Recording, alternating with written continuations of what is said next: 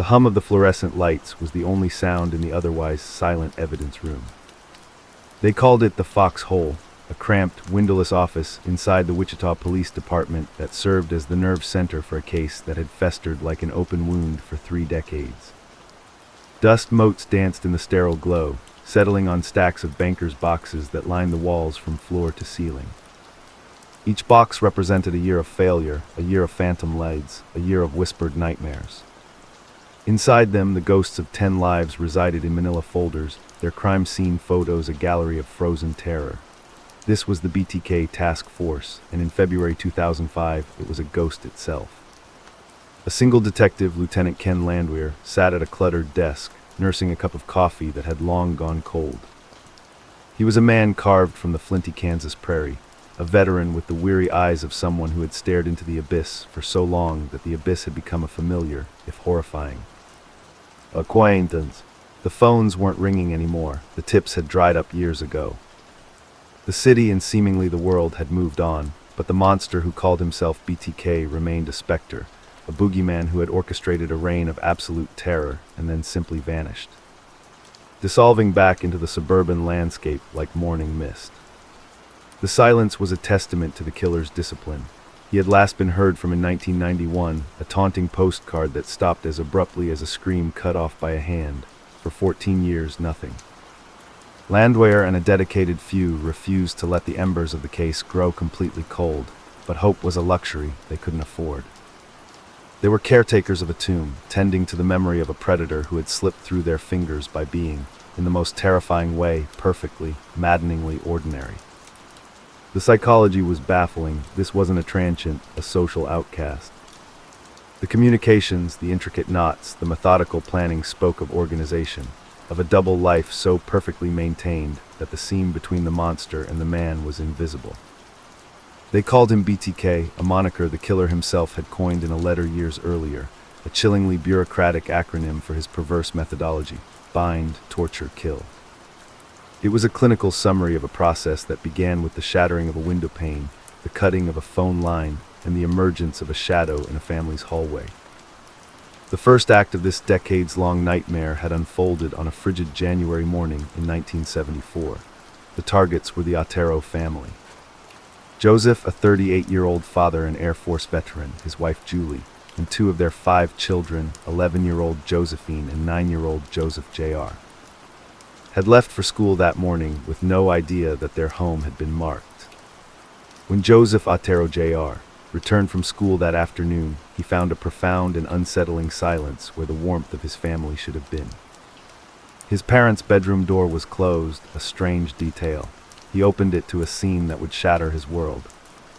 His father was on the floor, a slackness to his body that spoke of permanent stillness, a plastic bag tented over his head. His mother lay on the bed, similarly bound and suffocated. Panic propelled the boy through the house, calling for his siblings. His screams led neighbors to a nightmare in the basement. There little Joey hung from a sewer pipe by his wrists, a grotesque crucifixion, a bag over his head, his body still clad in the innocence of a t-shirt and socks. Beside him, Josephine, who had the face of a cherub, dangled from a pipe, a cord around her neck, her blue jeans the last mundane detail of a life violently stolen. The city of Wichita, a community where unlocked doors were a symbol of trust, was plunged into a cold, primal fear. The murders were a level of savagery that seemed alien, imported from a dark metropolis not born in the heart of the prairie. The police were baffled. There was no forced entry, no obvious motive. The killer had taken a wristwatch and a portable radio, a pathetic attempt at staging a robbery, but the real signature was something else. It was in the evidence of a prolonged, sadistic ritual. It was in the fact that the killer had parked the family car around the corner, a detail that spoke of premeditation and a desire to create confusion. It was in the seminal fluid, a grotesque calling card, deposited on young Josephine's leg. The public wasn't told all the details, but the air itself became thick with suspicion. Husbands and wives looked at their neighbors, their co-workers, wondering if the monster was the man at the grocery store, the guy at the hardware counter, the friendly face in the next pew at church. A phantom who was also a citizen. 9 months later, the silence in the evidence room was a distant future. In the autumn of 1974, the terror had a new name. It wasn't a name the public knew, but a name the killer was meticulously crafting for himself. A call was placed to a local newspaper, the Wichita Eagle-Beacon, from a payphone at a grocery store. The voice was calm, measured, almost robotic. It directed someone to a mechanical engineering book in the Wichita Public Library. There, tucked inside, was a letter. It was written in neat, almost childish capital letters on yellowed paper, a deliberate font of menace. The letter began not with a scream, but with a boast. It detailed the murders of the Otero family with a clinical detachment that was more terrifying than rage. It was a confession, a memoir of a killer's first, fumbling steps into what he called his monster side. He described the meticulous planning, stalking the family at the grocery store, following them home, watching their patterns. He wrote of the awful nightmare of the crimes, not from remorse, but from the perspective of a frustrated artist critiquing his own work. The letter was signed with a string of letters that would become a brand of fear for the entire state, BTK. Bind them, torture them, kill them. It was a promise and an identity. He was no longer just a killer. He was an author, a director, and he was demanding an audience. The investigation, now under the crushing pressure of a killer who was communicating directly with the media, shifted. This was a new kind of war, one where the enemy was not just hiding in the shadows but was reaching out from them, to taunt, to control, and to claim his horrifying masterpiece. The monster had introduced himself, and the first, dreadful chapter was just beginning. The years did not pass gently over Wichita. They were gouged out one day at a time by a dread that was as cyclical as the seasons. The city became a community under occupation, the enemy not a foreign army but a ghost who seemed to know every unlocked window, every unlatched back door. The letters from BTK were the horror's metronome, arriving with a sickening punctuality that mocked the police's inability to catch him. In February of 1978, a new poem arrived at the KAKE television station. It was titled "Oh, Death to Nancy," a grotesque piece of doggerel that celebrated the murder of a young woman named Nancy Fox. The crime itself had occurred 2 months prior, a blitz attack in her own home. Nancy Fox was a 25-year-old woman with a warm smile and a life full of promise, who had the profound misfortune of catching the killer's eye.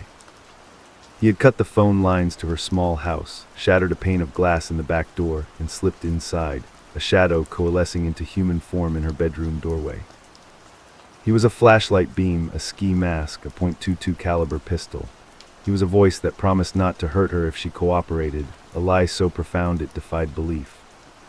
She was bound and then she was strangled, her life squeezed out of her with a pair of her own nylons.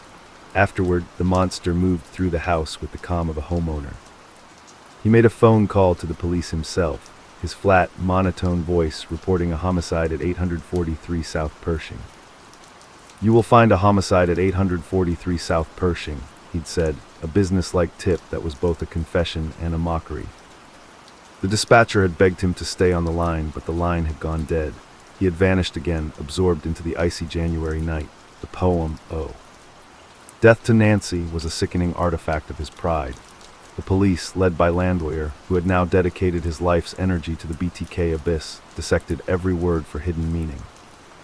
They were a generation of detectives raised on fingerprints and timelines, now forced to become literary critics of a madman's verse.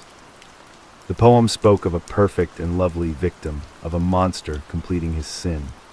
It was a disturbing confirmation that the killer saw his murders as a creative act, a performance for which the police and the media were an unwilling but necessary audience. The search was immense. Hundreds of men were questioned. Every coworker, every neighbor, every acquaintance of Nancy Fox was scrutinized.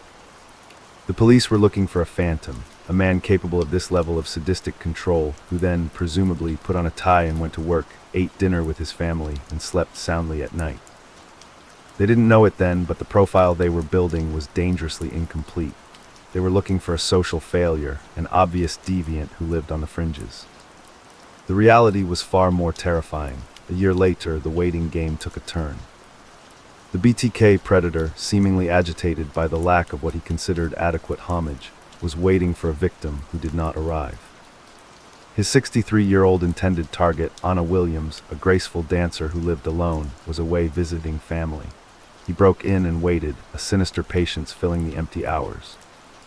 When she failed to return, his rage simmered into a different kind of act. He took her jewelry, her personal mementos, and he left, but the performance couldn't be wasted. A few weeks later, he called the police again, directing them to a box in a dark, rural ditch. Inside, wrapped in plastic, was a treasure trove of terror. Anna Williams's stolen possessions, along with a new poem and a series of disturbing, hand-drawn pictures of bound women. The drawings were explicit, a window into the killer's sadistic fantasy life. The message was clear. He was a man of his word, and his word was death. The police knew then that the communications were not just taunts, they were fuel for his ego. The public acknowledgement of his power was as necessary to him as the kill itself. This was the engine of his psychosis, a narcissistic need for a twisted form of fame. The pressure on the Wichita Police Department was a physical weight. The investigation became a sprawling, multi-jurisdictional monster, consuming manpower and hope in equal measure. They consulted the FBI's Behavioral Science Unit, the legendary profilers who were pioneering the hunt for serial killers. The profile they developed was a paradox. The killer, they said, was an organized, methodical lust murderer of the highest order. He was likely married, employed, and a homeowner. He might even be a community pillar, a coach, a teacher, a law enforcement officer. The notion was chilling. It meant their prime suspect wasn't hiding in the shadows. He was hiding in plain sight, shaking hands at church, borrowing a cup of sugar, patrolling a beat. He was a phantom with a family. And then, as if the monster could sense their desperation and decided to throw them a bone, he committed a murder that would offer the closest thing to a witness they would ever have. In April of 1985, he targeted a 53-year-old woman named Maureen Hedge. He abducted her from her home and drove her to a remote country road where he strangled her. The body was found a week later, posed, a signature of his post-mortem control. But this time, something was different. This time, a neighbor saw a car. The vehicle was described as a beige, older model sedan, a generic description that fit a million Kansas cars, but it was a detail. More crucially, the tire tracks at the dump site were clear. They were from a specific type of tire, an unusual model with a distinctive tread pattern. The net, it seemed for one breathless moment, was finally being pulled. Landwehr and his team worked the tire track lead with religious fervor. They visited every dealer, every garage. They compiled lists of thousands of vehicle owners. It was the pre-computer age, and the search was an analog slog through mountains of paper. The killer's communications became a two-way street of a monstrous kind. The police, through carefully crafted press releases and planted news stories, tried to manipulate their unseen enemy. They called him a coward, a failure, hoping to enrage his massive ego into making a mistake. It was a dangerous game, a psychological chess match with a man who held all the pieces. They were looking for a man who owned a pair of those specific, rare tires. One name on their sprawling list was a compliance officer for the city of Park City, a man whose job involved the mundane enforcement of zoning laws and dog licenses. His name was Dennis Rader. Like thousands of other Wichita area men, he owned a beige car. Detectives knocked on his door. He was a bland, church-going man with a wife and 2 children, a Boy Scout leader and a fixture in his local Lutheran church. He answered their questions calmly, his pleasant, slightly nerdy face betraying nothing. He fit the profile in the most generic way, a middle-aged family man, but so did 10,000 others. Without a direct link, he was just another name on a list of beige car owners. The interview was cordial, unremarkable. The detectives left, and the moment passed. Dennis Rader, the Phantom, had just shaken hands with the men hunting him, and they had let him go. The monster smiled, closed his front door, and returned to his paperwork. The perfect camouflage had held. The tire track lead, like all the others, dissolved into a frustrating dead end. The immense list of beige car owners was a haystack of ordinary men, and the needle remained stubbornly hidden. The investigation, having touched the monster's suburban lair without knowing it, receded back into the evidence room, into the foxhole, where the dust continued to settle on the boxes. The failure was a profound, collective wound. For the next 2 decades, the silence from BTK was absolute. The taunts stopped. The letters, the poems, the chilling phone calls, they all ceased after 1991. The unofficial consensus, the desperate hope that the city of Wichita clung to, was that he was dead. Maybe a heart attack had done what the police could not. Perhaps he was buried in an unmarked grave, his reign of terror over forever. The world moved on. The O.J. Simpson trial, the dawn of the internet, the horror of 9/11. A new century of anxieties bloomed, and the name BTK, once a synonym for pure evil, began to fade into the background static of history. A half-remembered boogeyman from a darker, simpler time. But Dennis Rader was not dead. He was sitting in a brown recliner in his living room in Park City, watching the world forget him. And this silence was its own kind of exquisite torture for a narcissist of his magnitude. He had defined himself by the terror he caused, by the power of his letters that could make a whole city hold its breath. Now he was just a nobody. A retired compliance officer, a dog catcher in all but name, a grumpy suburban dad with a graying mustache who enforced leash laws and parking regulations. The anonymity, the mundane routine of home repair and church potlucks was a slow-acting poison to his ego. He had once been the star, the director, the author of a grand guignol horror show, and now he was just a face in a crowd, a man his own community barely noticed. He needed to be seen again. He needed the world to know that the star of the show was alive, and had simply been waiting in the wings for his curtain call. The monster's ego, a bottomless pit that had swallowed 10 lives, would not let him rest. He was still a voracious consumer of true crime. He watched his own story on cold case documentaries, a ghost watching his own obituary. He saw the new detectives, the ones who had never known the terror firsthand, dismiss him as ancient history. The insolence was unbearable. The 21st century offered a new stage, and Rader, the meticulous planner, began to study the script. The old, reliable methods of letters to the newspaper and payphone calls were archaic in a world of fiber optics, DNA, and digital forensics. He didn't understand computers, not really. They were the domain of his now-adult son, who had built him one for his home. To Rader, a floppy disk was just a modern piece of paper, a blank slate for his words.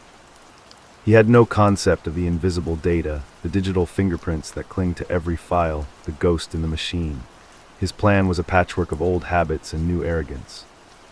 It started on a blustery day in March 2004, when a letter appeared on the desk of a reporter at the Wichita Eagle. The return address, in that familiar, neat, blocky print, read BTK. Inside was a photocopy of the driver's license of a woman who had been on his phantom list from decades ago, Nancy Fox's victim photo, and a word puzzle. The newsroom froze. The ghost had stirred. The police were alerted, and a grim, almost nauseating confirmation took place. The communication contained details only the killer could know. The monster was alive, and he was back. Landwehr, now a weary but fiercely determined commander, was both horrified and vindicated. The fight he had never truly left was back on. He went to the media with a carefully crafted message, one designed to feed the beast's ego and draw him out. He publicly stated he believed the letter to be authentic, validating the killer's return. It worked. The validation was a drug to Rader. He began a series of communications, a game of cat and mouse played out in public view. He left a cereal box in the bed of a pickup truck at a Home Depot, containing another letter and a gold necklace from a forgotten victim. The location was a taunt, a place filled with security cameras that offered nothing but grainy, useless images of 1,000 men in baseball caps. Then came a series of packages, left in parks and under bridges, often wrapped in a distinctive plastic cling wrap. Each one was a little theater of the macabre. There were detailed, hand-drawn pictures of his hits, macabre comic strips of his own sadistic mythology. There was a new chapter for his autobiography, a document he grandly titled The BTK Story. And in a chilling echo of his past, he created a new poem titled Good Night. Sleep tight, a classic bedtime rhyme twisted into a promise of eternal vigilance and murder. He was prolific, a one-man true crime content factory, finally receiving the attention he had craved for over a decade. But the world had changed, and Rader was a dinosaur trying to operate a smartphone.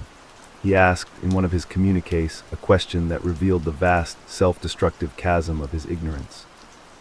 He wanted to know if it was possible to trace him through a computer disk. "If I send a floppy to the police," he wrote in a letter, "can they trace it back to me?" He was a man who could vanish without a trace after a murder, a master of physical evidence. But the digital landscape was an alien planet. The Wichita police, in a moment of stunning strategic genius, saw their opening. They had to be careful, so very careful. They couldn't just lie in print, as that would be a provocation. So they communicated through a method he would trust, a small, coded message tucked within a classified ad in the newspaper. "Rex, it will be okay," the ad read. "Contact me." "Can't trace a floppy." The words were a carefully baited hook. The police had just told a desperate, egomaniacal serial killer that his chosen method of communication was perfectly safe. It was the most important lie in the history of modern criminal investigation. Dennis Rader, sitting in his La-Z-Boy reading the Wichita Eagle, saw the message and his heart must have swelled with a sense of triumphant power. The fools, he thought. The idiots in their evidence room, they were playing into his hands. He was the puppeteer and they were dancing on his strings. He was going to give them his story, his magnum opus, on a shiny, purple Memorex floppy disk. He spent hours at his computer, the one his son had set up for him, the machine that would become his own personal guillotine. He wrote and rewrote his files, meticulously titling them and organizing them into folders. On a day in February 2005, he packaged the disc with a new letter, a gold-colored necklace, and another disturbing, bound-and-gagged drawing. He sealed it all in a manila envelope, wrapped it in the plastic wrap that was his signature, placed it in a larger box, and drove to the parking lot of a local Home Depot. He tucked it behind a wooden pallet, a drop point as mundane as his own face. He drove home, the familiar, warm satisfaction washing over him. The story was back on. BTK was the top billing once again. He had no idea that the moment the disc left his hand, he was already a dead man walking. The box was recovered by a team of detectives who moved with the careful choreography of a bomb squad. The contents were logged, photographed, and rushed to the Wichita Police Department's computer forensics lab. The physical disc, a relic from another age, was a ticking time bomb of evidence. Detective Randy Stone, a quiet, methodical officer with an encyclopedic knowledge of emerging digital technology, received the artifact. He didn't see a purple plastic square. He saw a confession. He slid the disc into a computer that was air-gapped, completely disconnected from any network to prevent any remote wipe commands a paranoiac like Rader might have embedded. The computer word and the contents of the disc bloomed on the screen. It was a Microsoft Word document. The document itself was the killer's latest chapter, a typically grandiose and self-serving narrative. But Randy Stone wasn't reading the words. He was looking at the invisible ink. With a few clicks, he navigated to the document's metadata. Metadata is the ghost in the machine, the silent, automatic record of a file's history. It's the digital equivalent of a fingerprint, a DNA sample, and a signed confession letter all rolled into one. On the screen, a simple, unassuming window opened. In the author field, a name was recorded, not BTK, not a mysterious alias. The name was Dennis. Under last modified by, the same name appeared. Dennis, and then the final, devastating nail in the coffin. The computer that had created the document had an owner, a registered user. The username was displayed clearly, a bureaucratic artifact from a church software program.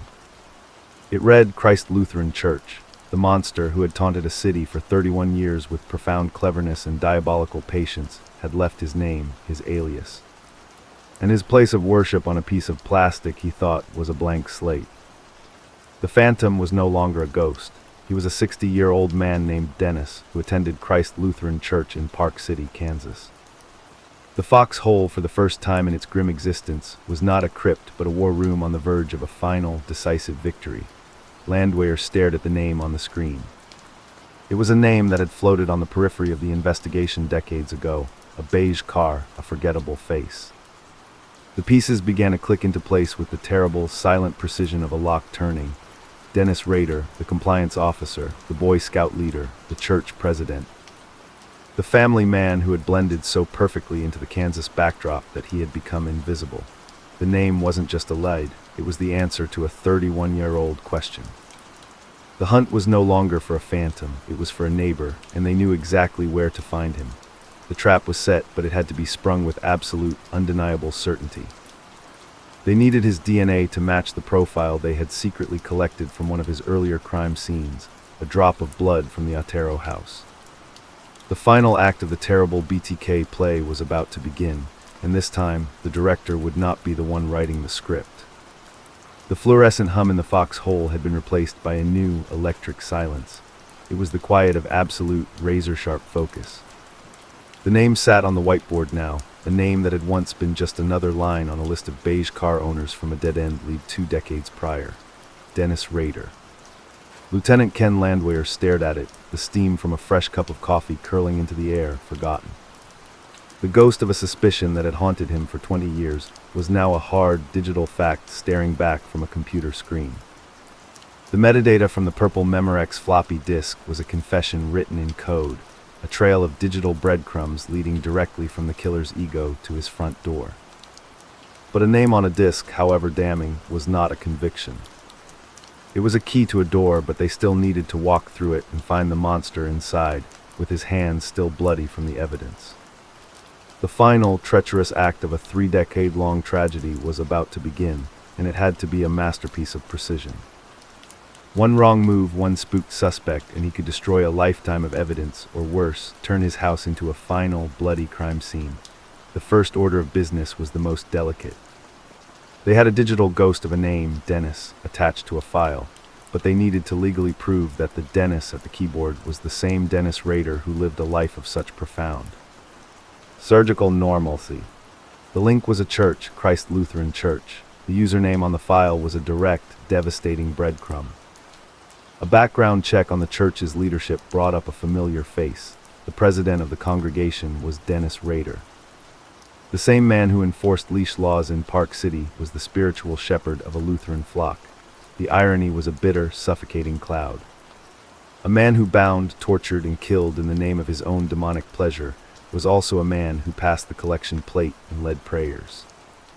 Landwehr's team, a tight-knit group of veterans and younger detectives he had personally brought into the BTK nightmare, began the shadow investigation.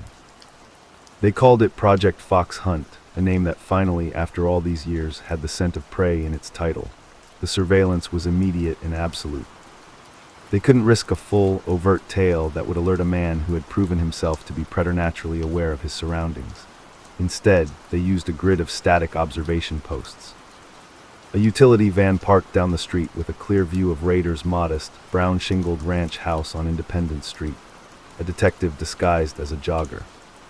An aerial mapping of the neighborhood to understand every alley, every fence, every possible escape route. They watched the house breathe. They watched Dennis Rader, a balding, mustachioed man in his 60s, walk to his car, a dark-colored sedan. They watched him drive to the hardware store. They watched him mow his lawn in neat, diagonal stripes. He was a creature of obsessive habit, a man who found comfort in the rigid boundaries of his own suburban kingdom. The observation was surreal. The monster they had hunted for decades was the most boring man in Park City, Kansas, but they needed more than digital breadcrumbs and visual confirmation. They needed the Rosetta Stone of modern forensic science. They needed his DNA. The genetic evidence they had from the Otero crime scene, a partial profile from a semen stain on Josephine's leg, was the golden key that could unlock a conviction. The problem was how to get it. They couldn't kick down his door on the basis of a Microsoft Word document. They couldn't pull him over and demand a blood sample. The warrantless collection of his DNA would be a legal landmine, potentially poisoning the entire case. The answer, when it came, was so low-tech, so brilliantly simple, that it bordered on the poetic. They would follow him until he threw something away. Trash, once placed on the curb, is legally considered abandoned property in most jurisdictions. A discarded coffee cup, a used napkin, a cigarette butt, any one of them could be a chalice holding the elixir of truth. For days, the surveillance teams watched his every move, waiting for a moment of carelessness. They watched him leave his house for a routine medical appointment at a local clinic. A detective, keeping a respectful distance, followed him inside, watching as Rader, a man who had stalked and slaughtered innocents, patiently waited for his name to be called. The moment came after his appointment.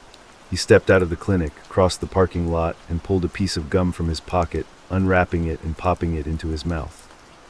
He walked to his car, and with a casual flick of his wrist, tossed the foil wrapper into a public trash can near the driver's side door. The detective's heart didn't pound, it just gave a single, heavy, conclusive thud. The monster had just given them his saliva. A minute after Rader pulled away, the detective, moving with a casualness that belied the monumental significance of the act. retrieved the crumpled gum wrapper from the bin, and placed it in a sterile evidence bag. It was a piece of trash that was worth more than gold. The sample was rushed under a chain of custody protocol to a forensic laboratory. The scientists would swab the wrapper for epithelial cells, extract a full DNA profile, and compare it to the partial sample from Josephine Otero's body. The sample that had been preserved for 31 years. The wait for the results was an agonizing, breathless few days. Then the call came from the lab. The DNA was a match. The probability that it belonged to anyone else on the planet was 1 in billions. The Phantom of Wichita, the author of Oh, Death to Nancy, the binder, the torturer, the killer, was unequivocally, scientifically Dennis L. Rader. The noose, invisible to the world but tighter than any of his intricate knots, was now firmly around his neck. The arrest plan, codenamed Operation Fox Den, was drafted with military precision. This was not a raid that could be left to chance. Rader was a predator who might have a cache of weapons, who had spoken of cubing or being ready for a suicide-by-cop scenario. The arrest team was composed of a tactical unit, but Landwehr was insistent on one thing: the moment of reckoning had to be his. He, the man who had carried the weight of 10 souls for his entire career, would be the one to speak the name, BTK, into the sterile air of a holding cell and watch the monster's mask crack. The target location was not his home, a place of family and potential hostages, but the mundane artery of his daily commute. They knew his route from Park City back into Wichita. The ambush point was selected, a quiet intersection near his house, a stretch of asphalt framed by the flat, open prairie that had been his hunting ground. On the morning of February 25, 2005, the net was cast. Unmarked police cars, dozens of them, were positioned along the route, their engines idling. The airwaves were silent, all communications switched to a tactical channel. A police spotter plane, a small Cessna disguised as a routine traffic monitoring flight, circled high above, its camera fixed on the dark sedan with the single occupant. The voice from the plane was calm over the radio. Target is mobile, heading southbound on I-135, approaching the exit. The ground units, a mix of cruisers and heavy-duty SUVs, began to roll. The plane's observer had the car in sight, a tiny, insignificant beetle on a ribbon of highway. The command was given: take him down. Go, go, go, a heavy police transport vehicle, a rolling roadblock, pulled directly into the path of Rader's sedan as he crested a small rise. Simultaneously, 2 unmarked SUVs swerved in from behind, boxing him in. The trap was sprung in seconds, a violent ballet of metal and flashing lights that erupted from the stillness of the Kansas morning. Dennis Rader, the BTK killer, was pinned in his car, surrounded by a phalanx of armed officers in tactical gear, their weapons leveled at his head. He didn't scream, he didn't reach for a weapon. There was no final act of violent defiance, no cubing. The man who had controlled life and death with his hands simply raised his own in a gesture of surrender, a look of mild, bureaucratic confusion on his face. The monster, as he always was when cornered, became the most ordinary man in the world. He was pulled from the car, his hands cuffed behind his back, and placed into a police vehicle. The arrest took less than a minute. The reign of terror that had spanned 31 years ended not with a gunshot, but with a traffic stop. Rader was transported to the Wichita Police Department, not in a frenzy of sirens, but in a silent, determined convoy. He was placed in a sparse, windowless interrogation room, a setting that was the spiritual opposite of the Fox hole. This room was for the Fox. The fluorescent lights were harsh and unforgiving. A single table, a few chairs. Landwehr, standing outside in the observation area, took a moment. He looked at the man through the one-way mirror. Dennis Rader was slouched in his chair, his cheap windbreaker and dad jeans a uniform of profound banality. He was picking at his fingernails. The banality of evil was not a theory. It was a man with a receding hairline wondering if he'd be home in time for lunch. Landwehr had waited decades for this moment. He straightened his tie, took a deep breath, and with a detective named Tim Relf at his side, he opened the door and stepped into the room. The air shifted. Rader looked up, his expression a careful mask of cooperative citizen, a little put out by the inconvenience. Mr. Rader, I'm Lieutenant Ken Landwehr. This is Detective Tim Relf. Rader nodded, polite. I know who you are, he said, his voice a flat, uninflected Kansas drawl. The small talk was a surreal counterpoint to the history suffocating the room. Landwehr began the interview not with an accusation, but with a piece of paper. It was a search warrant for his home and office. Rader's eyes scanned it, his face a placid lake. "Well, this is quite a surprise," he said, a statement of such monumental understatement it was almost comedic. "I was on my way to get a burrito." The interview was a psychological chess match of the highest stakes. They didn't mention the floppy disk, the DNA, or the murders. They talked around them, creating a circle of implied, inescapable knowledge. They asked him about his life, his job, his church. He answered freely, the mask of the good citizen fully in place. He talked about his son, his daughter, his wife Paula, who had just left town for a church retreat. The irony was a physical presence in the room. They asked him if he knew why he was there. He said he had no idea. Landwehr's voice was a low, steady hum of controlled pressure. He slid a picture across the table. It was the first communication, the "Oh, Death to Nancy" poem. "Have you ever seen this, Dennis?" Rader glanced at it, a flicker of something, recognition, a serpent stirring behind the eyes, then it was gone. "No, sir. I write a lot of things, but not that." The denial was a wedge. Landwehr began to slowly, methodically, dismantle the 31-year-old mystery, not by telling Rader what they knew, but by letting the weight of the unspoken truth press down on him. He mentioned the security cameras at the Home Depot. Rader's breathing, for the first time, had a slight hitch. "Yeah, I go to that Home Depot a lot," he admitted, his voice a little too quick. "I'm a handyman." Landwehr then mentioned the fact that the killer's vehicle had been spotted on the evening of the Marine Hedge murder, a neighbor's description of a dark sedan. "You drive a dark car, don't you, Dennis?" The web of circumstance was being woven around him, one mundane fact at a time. The man who had controlled his own narrative for decades was losing the plot. His body language, once so relaxed, began to slowly decompose under the fluorescent lights. His foot started tapping a frantic, silent rhythm on the floor. He was a cornered animal, realizing the walls are not what they seem. The final, devastating blow was not a shout, it was a name. Landwehr leaned forward, his voice dropping to a near whisper, a tone of cold, intimate certainty. "We know everything, Dennis. We've been talking to BTK for months now, and you know what? BTK let us write to you. He made a mistake. He sent us a computer disk." Landwehr paused, letting the word hang in the sterile air. "A floppy disk." "Do you know anything about computers, Dennis?" Rader's face had gone slack. The color wasn't draining from it. It was simply retreating into a gray, doughy paleness.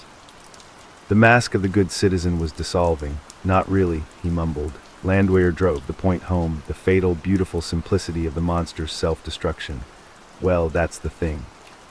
We asked a computer guy to look at it, and you know what he found? He found a document, and embedded in that document, a kind of digital fingerprint, was a name. The name of the person who wrote it." Landwehr's eyes were locked on Rader's. The name was Dennis, and not just any Dennis. It was linked to the Christ Lutheran Church. The room was silent except for the faint hum of the ventilation. The monster's digital footprint, the ghost in the machine he didn't know existed, had just been displayed for his viewing. Rader's mind, a labyrinth of sadistic fantasy and obsessive control, was short-circuiting. He had been undone not by a brilliant piece of detective work in a dark alley, but by a Microsoft Word document and a purple piece of 1990s technology. He looked down at his hands, the hands that had tied the knots, pulled the ropes, squeezed the last breaths from 10 human beings, the hands that had just been picking at his fingernails. He looked back up and the transformation was complete. The compliant citizen was gone. In his place sat the phantom, finally ready to take off his mask for an audience he never intended to have. "You know," he said, his voice now a flat, dry, matter-of-fact tone, a bureaucrat about to file a report. "I had a feeling this was coming. Can you tell my wife I won't be home for dinner?" It was a surrender, a confession of identity wrapped in a domestic courtesy. He had admitted it. He was BTK. The hunt was truly over. The interrogation of the soul was about to begin. The air in the interrogation room was no longer just sterile. It was thick, heavy with the exhalations of a monster who had finally decided to stop hiding. The transformation that came over Dennis Rader was not a dramatic unveiling of a snarling beast. It was far more disturbing. It was a relaxation. The mask of the confused, inconvenienced citizen, the man who had been on his way to get a burrito, simply dissolved, and underneath it was not a tortured soul, but a bureaucrat of death. His shoulders, which had been hunched in a performance of cooperative vulnerability, straightened. His eyes, previously darting with feigned confusion, became still and flat, the eyes of a man looking over a spreadsheet. The foot tapping stopped. A profound, unsettling calm settled over him. He had been caught, and in that capture, a strange, perverse freedom had been granted to him. He no longer had to pretend. The performance of Dennis Rader, the friendly neighbor, the church president, the Boy Scout leader, was finally, blessedly over. Now he could be what he truly was. He could be BTK. Lieutenant Ken Landwehr, seated across from him, was a statue of controlled professional fury. He had dedicated his life to this moment. Every sleepless night, every missed family dinner, every ghost of the 10 victims who had haunted the corridors of his mind for decades had led to this bland room and this bland man. He didn't smile. He didn't pump his fist. He simply nodded, a tiny, almost imperceptible gesture, as if confirming a long-held private theory. "Okay, Dennis," Landwehr said, his voice a calm, steady river cutting through the tension. "Why don't you tell us about it?" It was an invitation, an opening of the floodgates. And for Dennis Rader, a man whose entire pathology was built on a foundation of narcissistic pride, the invitation was irresistible.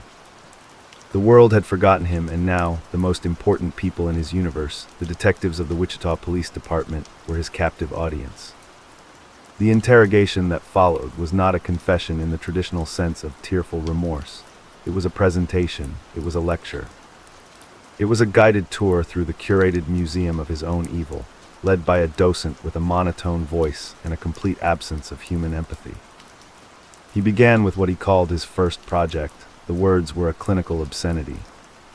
Project, as if he were discussing a backyard deck he was planning to build, not the premeditated annihilation of an entire family.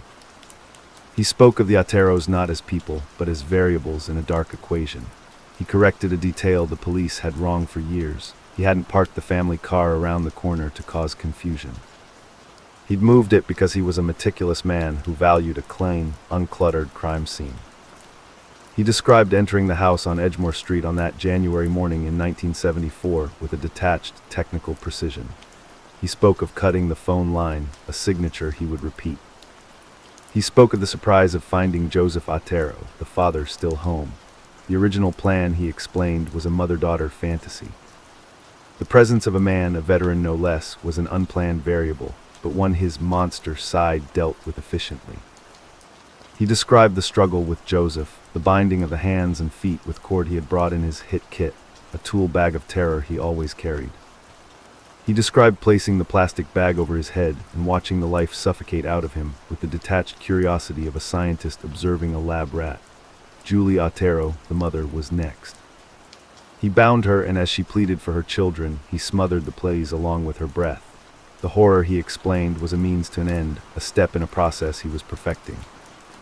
Then he spoke of the children, the part of the story that had hardened the hearts of even the most seasoned Wichita detectives, 11-year-old Josephine. He talked about her as a target of opportunity. He had led her down to the basement, a descent into the underworld from which she would never emerge. He spoke of her calmness, a detail he recalled with a strange, paternalistic pride, as if her composure in the face of her own murder was a credit to her character. He described the knots he tied, the half-hitch and the slip knots, a craftsman discussing his technique.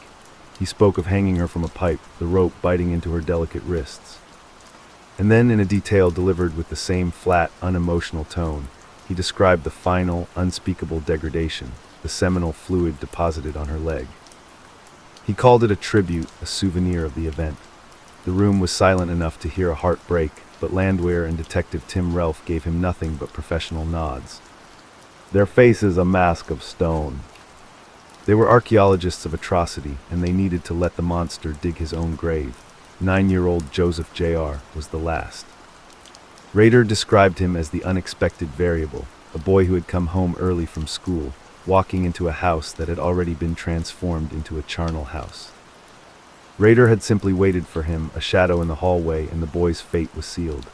He was bound and hung like his sister, a final, monstrous piece of symmetry. Rader talked about the entire event lasting for over an hour. He had taken a portable radio and a wristwatch, not for their value, but as mementos, props for his private theater of memory. He had left the house, changed his clothes, and gone back to his life, a phantom merging back into the fabric of a city that was just beginning to learn the true meaning of fear. The confession moved chronologically, a timeline of terror. He spoke of the wait, the cooling off period, a phrase he had clearly learned from FBI profiling books he had consumed. He was a student of his own mythology, and he was eager to show the detectives how well he had learned his lessons. The next project was in April 1974, a young woman named Catherine Bright. This one, he admitted, was a messy one, a blot on his otherwise pristine record of control. He had broken into her apartment, but her brother, Kevin, was there. A brutal, chaotic struggle ensued. Rader shot Kevin twice in the head, but the young man, in a miracle of survival, played dead. Then Rader turned his attention to Catherine, who had fought back with a ferocity that surprised him. He stabbed her repeatedly, a frenzied, panicked act that was uncharacteristic of his usual methodical strangulation. He left both of them for dead, fleeing the scene in a state of high agitation. Kevin Bright survived, a living testament to the killer's fallibility, a witness who could describe a man of medium build with dark hair and a chillingly calm voice, but no face, as the ski mask had remained in place. Rader's account of the failed project was laced with a thin, barely concealed disgust. It was a bad day at the office, a performance review that had not gone well. The failure, however, did not deter him. It merely forced him to refine his method. The hit kit was upgraded. The stalking became more intense. He moved on to the projects that had cemented his legendary status, the ones that had inspired the poems and the taunts. He spoke of Shirley Vian in 1977.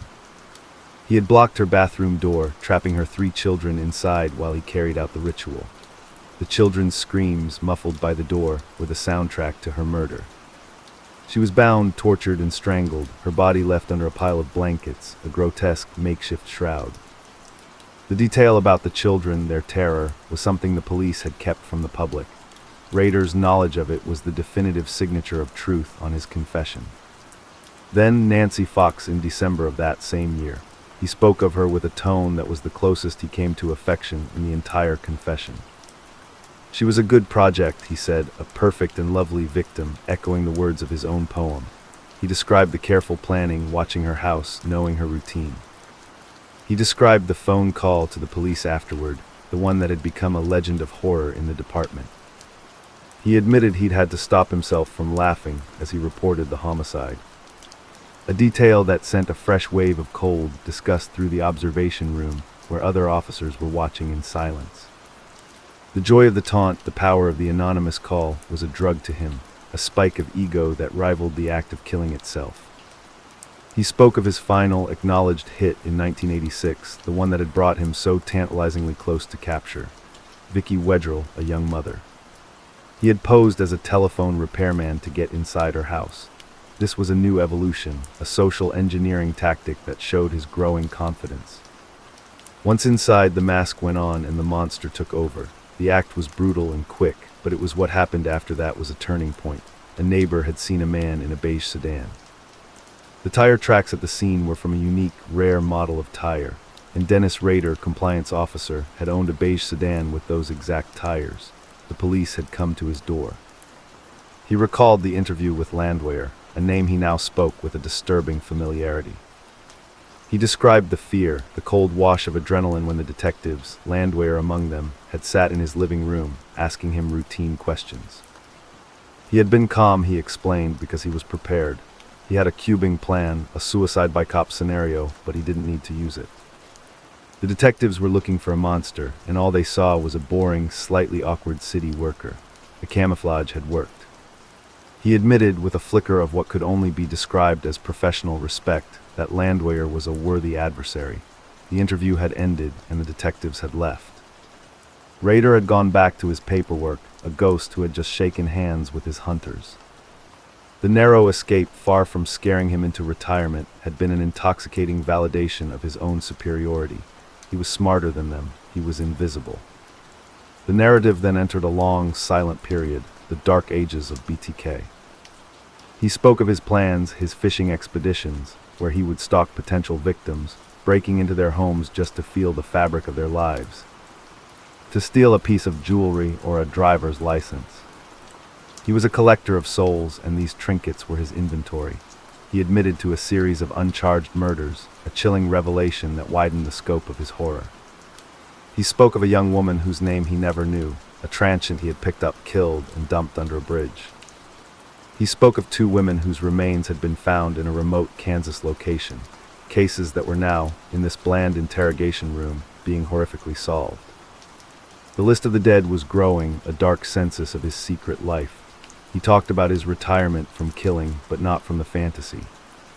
The fantasy was a constant, a low hum in the back of his mind that he fed with autoerotic asphyxiation rituals, dressing in women's clothes and a mask, tying himself up in his own intricate bondage knots, and photographing himself in poses of mock death. This was the sustenance phase of his cycle, a way to relive the thrill of the kill without the risk of a new crime scene. The photographs, he admitted, were his trophies, and they were meticulously hidden in a secret stash, a dark treasure chest of his own perversion. Finally, the narrative arrived at the most recent chapter, the one the detectives knew best because they had lived it with him, the re-emergence in 2004. He spoke with a sudden, fresh energy, the resentment of a faded star who had been denied his due. He had watched the cold case documentaries, seen his own story treated as a historical curiosity, and his ego could not bear it. He was not history, he was alive, he was BTK. The letters, the packages, the cereal box at Home Depot, he recounted each one as a carefully orchestrated publicity stunt. He was the director of a grand comeback tour. He spoke of writing the new poems, the good night, sleep tight rhyme with a writer's pride.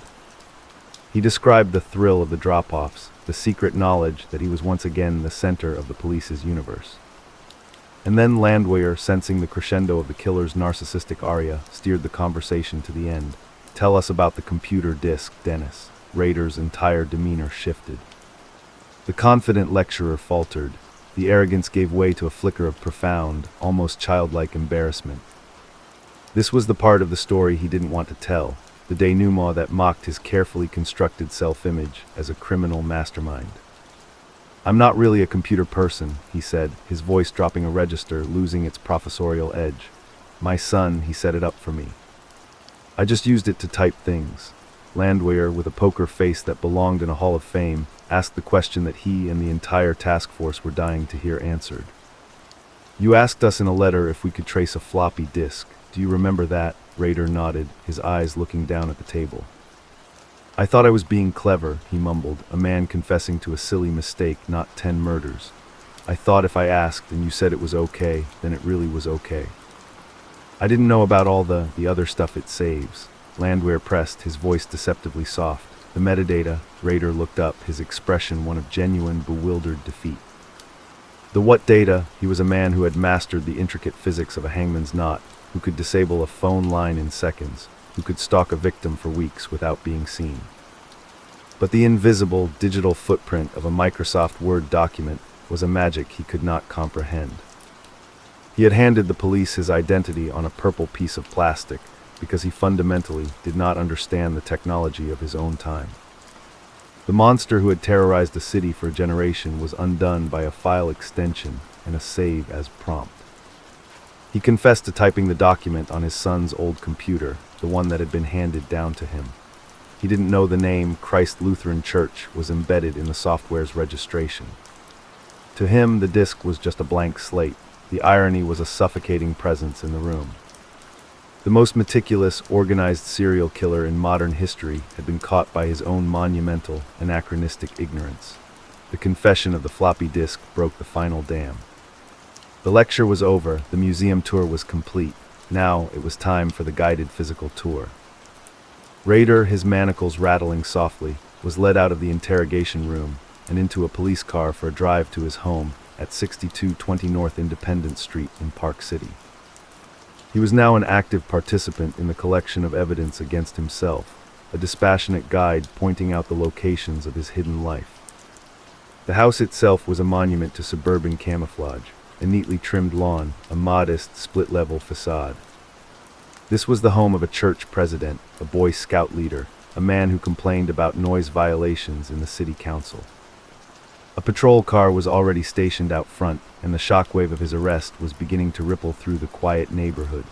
Neighbors stood on their porches, their faces masks of disbelief. Not Dennis, it couldn't be Dennis. He was the guy who yelled at you for not mowing your lawn. He was the guy who helped organize the pancake breakfast. Paula Rader, his wife of 34 years, was away on a church retreat, a detail Rader had made sure of. The final cruelty to his family was that they would learn of his true identity not from him, but from a frantic phone call and a television news flash. Inside the house, the search was a meticulous, room-by-room dismantling of a double life. The first floor was aggressively normal. A drab 1990s-era living room, a kitchen with a faint smell of old coffee. Family photos on the wall, a son and daughter, graduations, weddings. The pictures were a study in cognitive dissonance, the happy, posed moments of a family living on the surface of a bottomless black hole. The detectives moved with a quiet, respectful purpose. They weren't just searching for evidence, they were excavating a hidden archaeology. The breakthrough came in the master bedroom, a space that held the strange, puritanical scent of a long, sexless marriage. The closet was a walk-in, filled with Paula's modest dresses and Rader's rows of cheap, short-sleeved shirts, but something was off about the dimensions. A wall of the closet was too close, the space too small. The detective ran his hand along the baseboard, a tiny, almost invisible hinge. A push, a click, and a section of the wall swung open on a magnetic catch. It was a false wall. Behind it was not a hidden room, but a shallow, coffin-like void. And inside the void was the black library of a monster. It was a treasure trove of self-documentation, a meticulously organized filing system of perversion. There were stacks of Polaroid photographs, the trophies he had described. The images were a gallery of the grotesque. Dozens of pictures of Rader himself, alone in a motel room or in this very bedroom. Wearing a hauntingly crude mask, a ski mask with a woman's face crudely painted on it, and dressed in his victim's stolen clothing. He was trussed up in his own complex web of ropes and cords, his head lolling, a pantomime of death and submission. The autoerotic ritual was laid bare in its pathetic, horrifying detail. Next to the photographs were the souvenirs. The detectives, wearing latex gloves, began to remove them one by one, tagging and bagging each piece as if it were a relic from a sacred, evil temple. A wristwatch, a portable radio. These were the items taken from the Otero house, the objects he had dismissed as props, but which he had clearly cherished for over 30 years. Then pieces of jewelry, a delicate necklace from Nancy Fox, a ring from Vicky Wedrell. Driver's licenses, the photographic ghosts of his victims, the women he had stalked and planned to kill, like Anna Williams. Each object was a name, a life, a family's unanswered question, now a piece of evidence in a dark collection. But the most chilling discovery was yet to come. Tucked into a plastic sleeve were hundreds of pages of handwritten notes. Drafts of his letters to the police and media, the original hand-printed versions with words crossed out and sentences rewritten, a madman's editorial process. There were detailed drawings of his hit kits, labeled diagrams showing the precise tools of his trade, a length of white nylon cord, a roll of duct tape, a pair of gardening gloves, a flashlight, a .22 caliber pistol. And most macabre of all were the hit lists, spiral notebook pages filled with neat columns of female names, addresses, and license plate numbers. Next to each entry were cryptic, business-like codes: Project Little One, Project Mexican, Project Pawnee. These were the women he had not yet killed, the futures he had stolen in his mind. The projects that were in various stages of planning. The false wall was a door into a deep, hidden universe of sustained, organized sadism. The evidence room, the foxhole, was about to receive a shipment that would fill its shelves for the final time. The tour was not over. Rader, back in police custody, was directed to another location, his office at the Park City Municipal Building. The man who had enforced the town's dog and zoning laws had a secret office within his office. He led the detectives, now a grim, silent procession, to a supply closet in the corner of a back room. The space was cramped, filled with the mundane detritus of civic management. In there, Rader said, his voice a flat echo in the quiet building. He pointed to a ceiling tile, indistinguishable from all the others. A detective climbed a ladder, pushed the tile aside, and reached into the darkness.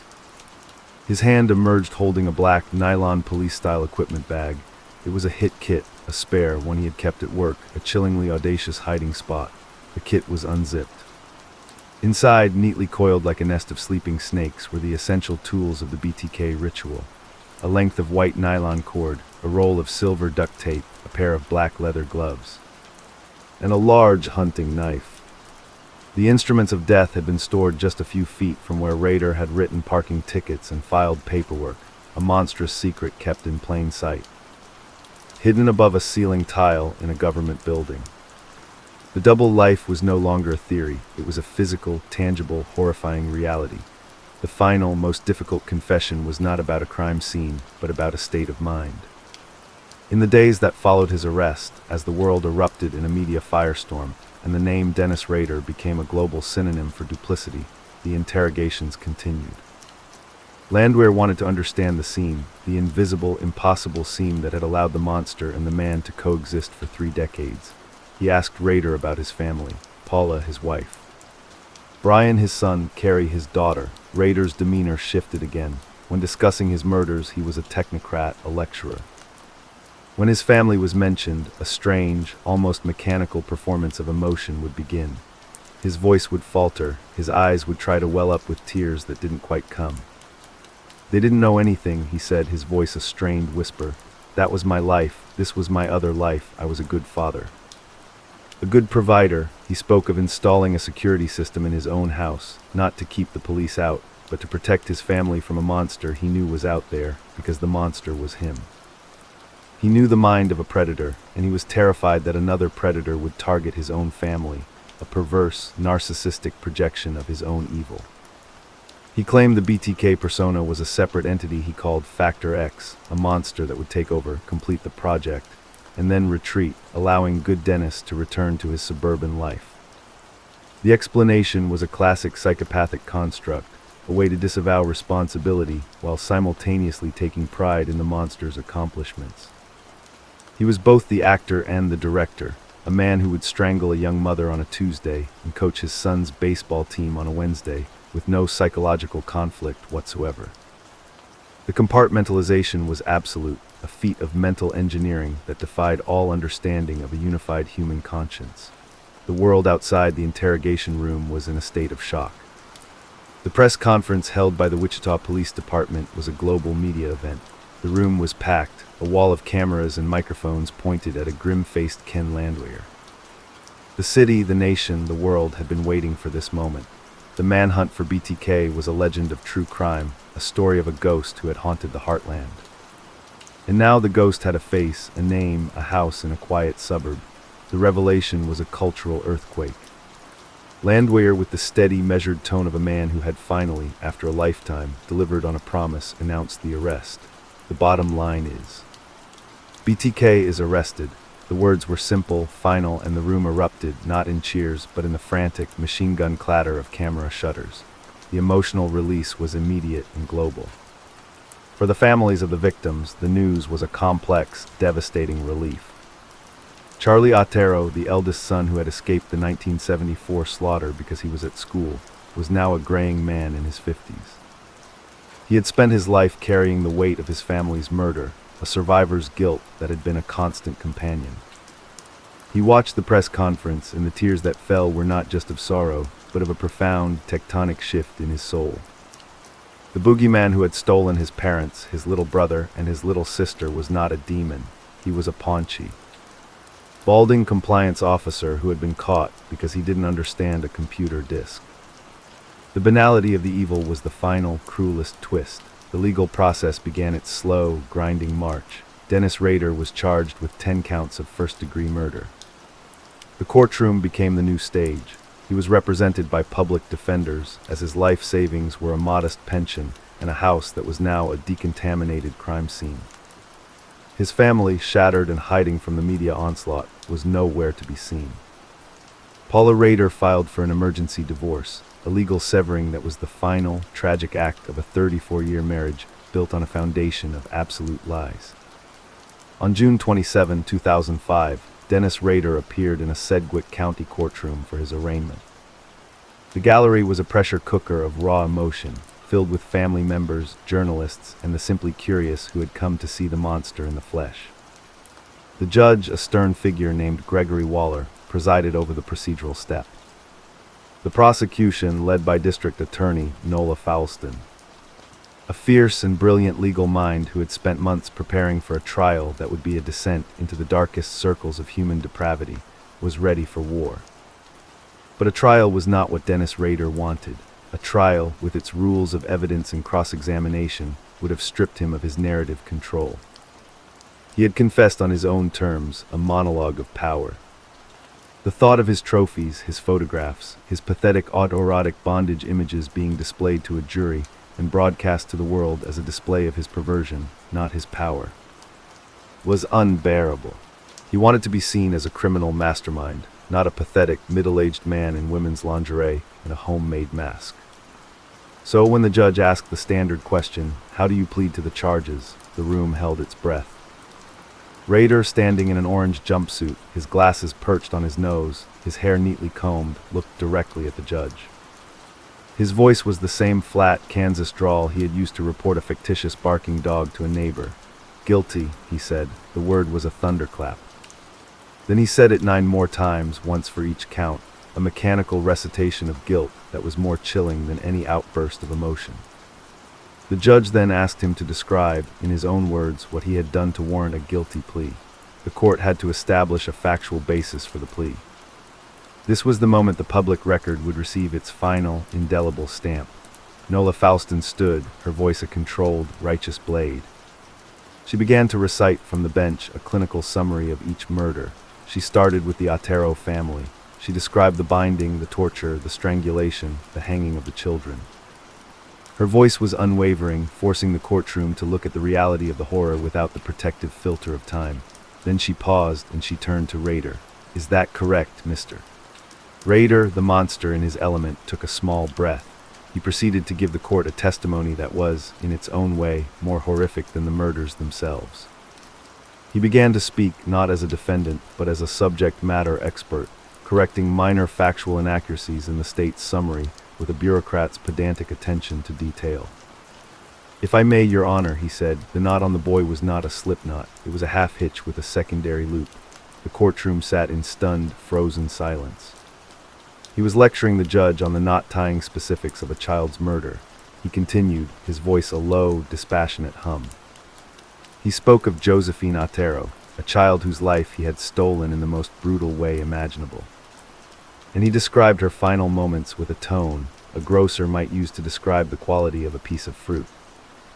The project with Josephine, he said, was complicated by the arrival of the younger boy. She was compliant. She asked when her daddy was coming home. The families in the gallery were weeping, clutching each other, their grief a raw, open wound being scraped with salt. The monster, however, was just getting to the best part of his story. He was reliving it. The uncharged murders, the ones the state couldn't try him for due to a lack of forensic evidence, or because he was already facing 10 life sentences, he simply admitted to. He described the killing of a young woman named Maureen Hedge, his neighbor, with a chilling nonchalance. He had abducted her, strangled her, and dumped her body in a ditch, then returned home to his wife. He was solving his own cold cases in open court, a serial killer's final, triumphant cleanup operation. The recitation, this grand, horrific confession in the form of a technical seminar, lasted for over an hour. It was a masterclass in performative psychopathy, a final act of control over the narrative, the victims, and the city. When he was finished, Judge Waller looked at him, his face a mask of barely contained judicial contempt. He summarized the crimes not as murders, but as a reign of terror, and then he sentenced Dennis Rader to 10 consecutive life terms, one for each victim, a total of 175 years, without the possibility of parole for the first 175. A symbolic number ensuring the prison door would clang shut on his coffin. The gavel fell, the BTK case was legally closed. The aftermath was a landscape of shattered lives in a city trying to understand its own blindness. Dennis Rader was transferred to the El Dorado Correctional Facility, a maximum security prison in the Kansas prairie, the very landscape he had hunted. The monster, stripped of his camouflage, was now just another inmate in a box. His ego, however, was not so easily caged. From his cell he began a new chapter of control, this time a legal and administrative one. He wrote letters, dozens of them, to the judge, to the media, to his former church. The letters were a window into the tedious, bureaucratic soul of the psychopath. He complained about the food, the temperature of his cell, the noise level. He wrote a letter to the Wichita Eagle, scolding them for using a photo of him without his permission, citing intellectual property concerns. He demanded a detailed accounting of the items seized from his home, arguing about the value of his confiscated lawnmower. He was a man who had confessed to 10 unspeakable murders, and he was filing grievances about his personal property like a disgruntled customer at a lost luggage counter. The banality of his evil was endless. The families of the victims were left to navigate the wreckage of his legacy. Charlie Otero, who had carried the unbearable weight of being the one who lived, finally had a name to attach to his nightmares. He visited his family's grave, a place he had avoided for decades, and finally allowed himself to grieve, not just for the family he lost, but for the boy he had been. Kevin Bright, who had survived a gunshot to the head and a knife attack to live a life of constant pain and the haunting memory of his sister's murder, saw his attacker brought to justice 3 decades late. The deep, complex trauma was passed on to the next generation, the children of the victims who grew up in the shadow of a family mythology defined by a monster. The invisible wounds of BTK would scar the fabric of Wichita for generations. The revelation of Rader's double life had a corrosive effect on every institution he had touched. Christ Lutheran Church, his spiritual home and the source of the metadata that caught him, was thrown into a profound crisis of faith. How could the president of their congregation, the man who had led them in prayer and shook their hands at the door, have been a demon in human skin? The Boy Scouts of America launched a review of his troop leading years, a panicked audit to ensure the evil had been confined to his private life and hadn't spilled over into the boys under his care. Every memory of Dennis Rader, the friendly neighbor, the strict compliance officer, the man who painted houses and fixed fences, was now reframed through the horrific lens of his secret identity. The people of Park City who had laughed at his grumpy officiousness now understood the dark well of control freakery from which it sprung. The mundane details of his life, his obsession with order, his fussy adherence to rules, were no longer eccentricities, they were symptoms. The most profound question, the one that haunted the case long after the cell door closed, was the question of how. How does a man live a perfect double life for 3 decades? How does a serial killer walk among us unseen for so long? The answer, in the case of Dennis Rader, was a terrifyingly simple one. He was invisible because he was exactly what he appeared to be. He was the banality of evil made flesh. He was the quiet man at the end of the block who returned your stray dog, the boring bureaucrat at the city council meeting, the father in the stands at the high school football game.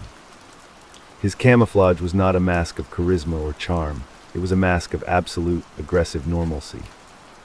The monster did not need to hide in the shadows because the shadows were inside him, and his outward life was a fortress of suburban blandness that no one thought to storm. The final, chilling legacy of the BTK case was not the intricate knots or the taunting letters. It was the shattering of a fundamental social contract, the trust that the monster is a stranger, an outsider who can be easily identified and cast out. Dennis Rader proved that the monster is your neighbor. He was the ghost in the machine of the American heartland, a ghost who was finally, after 31 years, exorcised not by a brilliant profiler, but by his own banal. Bureaucratic ego and a purple computer disk he was too arrogant to understand. The silent hum of the evidence room was finally at peace, the boxes of the foxhole closed for good. The story of BTK was over, leaving behind a legacy not of a mastermind, but of a pathetic, evil man who was, in the end, nothing more than a ghost caught in his own machine. The maximum security wing of the El Dorado Correctional Facility does not echo with the sounds of human misery. It absorbs it. The walls, constructed of poured concrete and reinforced steel, are engineered to swallow sound, to suffocate it.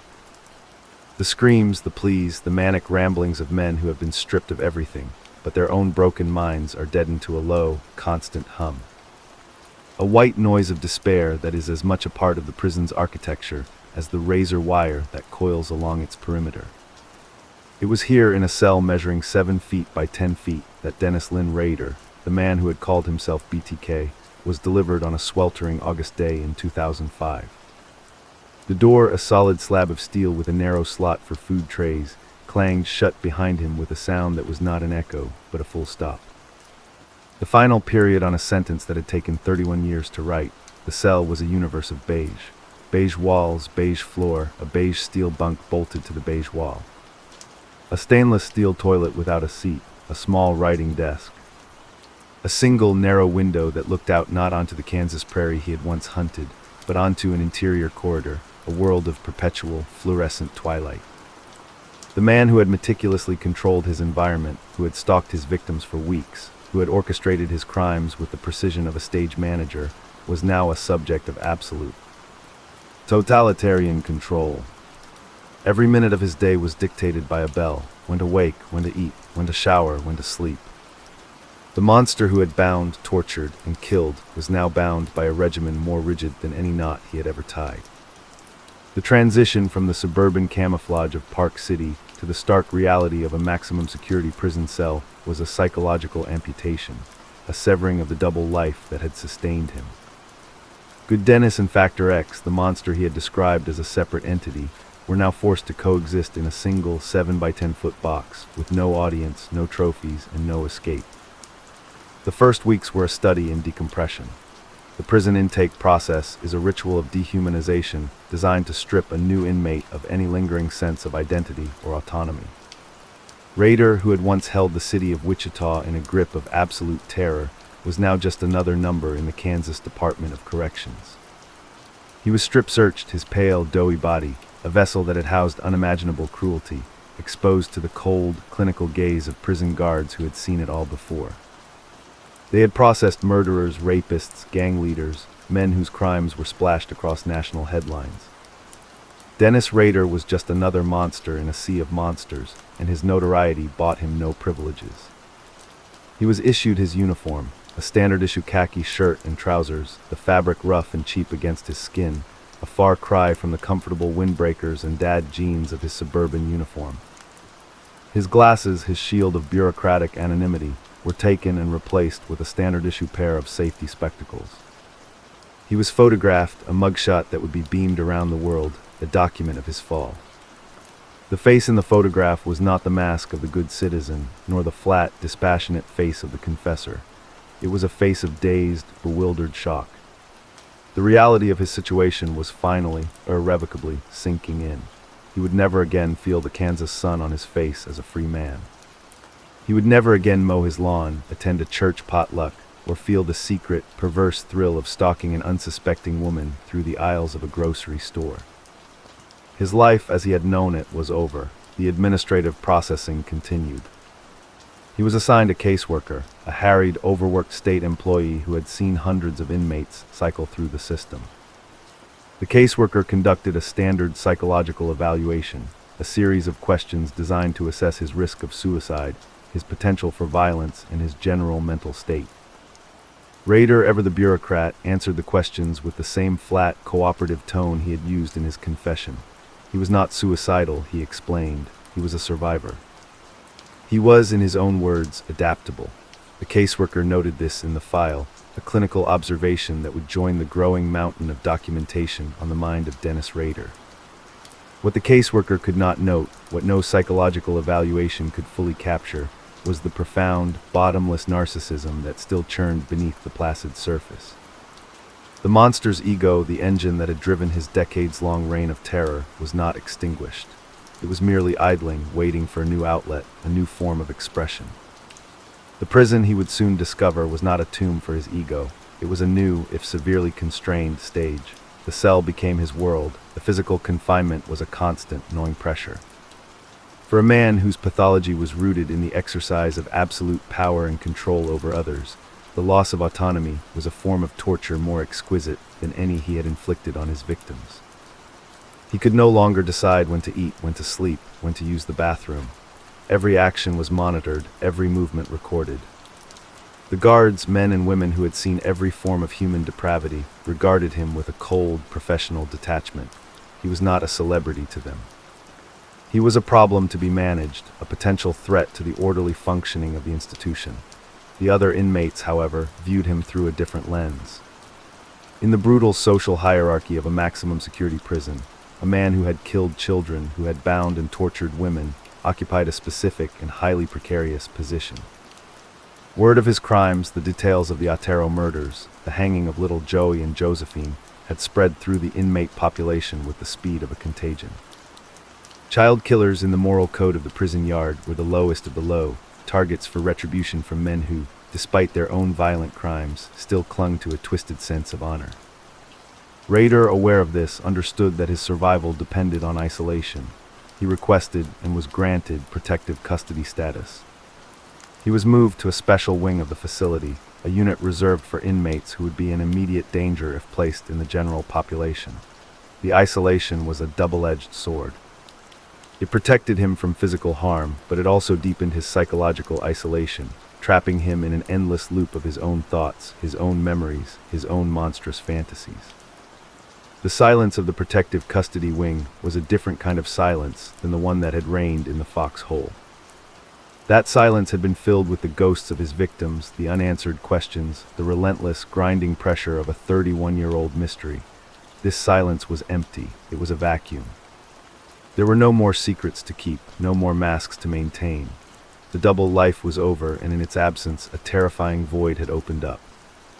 Dennis Rader, for the first time in his adult life, was forced to confront the totality of his own existence without the buffer of his suburban camouflage or the thrill of his secret crimes. The days stretched into weeks, an endless, monotonous procession of identical hours. He woke at the same time. He ate the same bland, institutional food. He was allowed out of his cell for 1 hour of solitary exercise in a small, concrete yard, a cage within a cage, where he could see a sliver of the Kansas sky, but never feel the wind on his face. The rest of the time he was in his cell, alone with his thoughts, and his thoughts were a labyrinth of horror. The memories of his crimes, which he had once curated and polished like a prized collection, were now a torment. The images of his victims, their faces, their terror, the final, desperate moments of their lives, played in his mind on an endless, involuntary loop. He would see Josephine Otero, her cherubic face, her calm compliance, the rope around her delicate wrists. He would hear the muffled screams of Shirley Vian's children, trapped behind the bathroom door. He would feel the phantom weight of the nylon cord in his hands, the tactile memory of the knots he had tied. The memories, which had once been a source of perverse pleasure and power, were now a haunting. The monster was being devoured by his own demons. The prison psychiatrists, in their periodic evaluations, noted signs of depression, anxiety, and a profound, existential boredom. The boredom was a particularly cruel punishment. Rader, who had once thrived on the adrenaline of the hunt and the kill, was now a creature of enforced, suffocating routine. The days had no texture, no variation. The stimulation his brain craved, the dark, violent fantasies that had fueled his secret life, were now impossible to satisfy. He was a shark in a tank too small to swim, slowly going mad from the lack of movement. The only escape from the crushing monotony was the written word. The prison, like all prisons, had a library, a small, understocked room of donated paperbacks and legal texts. Rader, a voracious reader, devoured everything he could get his hands on. He read crime novels, psychological thrillers, true crime accounts of other serial killers. He was a student of his own mythology, studying the literature of the monsters who had come before him. He compared himself to Ted Bundy, to John Wayne Gacy, to the Green River Killer. In the pages of these books, he found a perverse kind of community, a fraternity of evil. He began to analyze his own crimes in the context of this broader criminal literature. He wrote notes in the margins, a literary critic of his own atrocities. He was, in his own mind, not just a killer, but an artist, a pioneer in the dark arts of serial murder. The prison psychiatrists observed this behavior with a mixture of clinical detachment and deep, professional unease. This was not remorse. This was not introspection.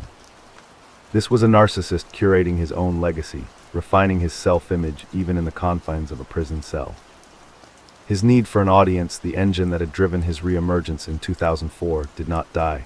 It simply mutated. He began to write letters, hundreds of them.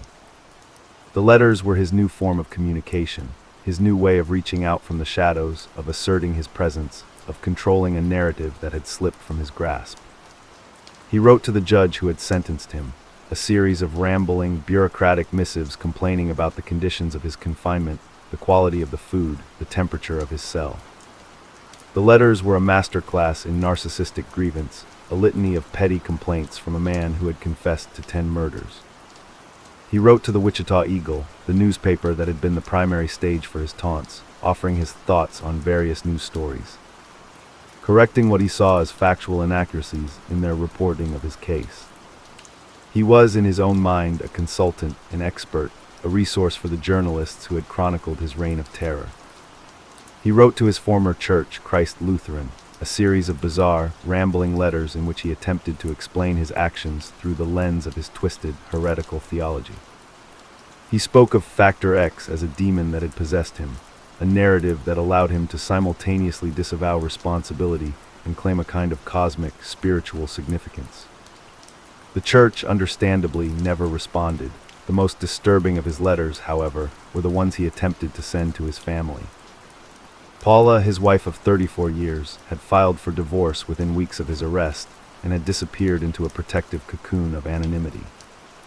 His daughter Carrie and his son Brian had also vanished, changing their names, moving to undisclosed locations, trying to rebuild lives that had been shattered by the revelation of their father's true identity. Rader in his cell wrote them letters begging for forgiveness, for understanding, for contact. The letters were a study in manipulative psychopathy. He spoke of his love for them, his pride in their accomplishments, his pain at their estrangement. He presented himself as a victim of his own addiction, a man who had been overcome by forces he could not control. The letters were intercepted by prison officials, as was standard procedure, and they were never delivered to his family.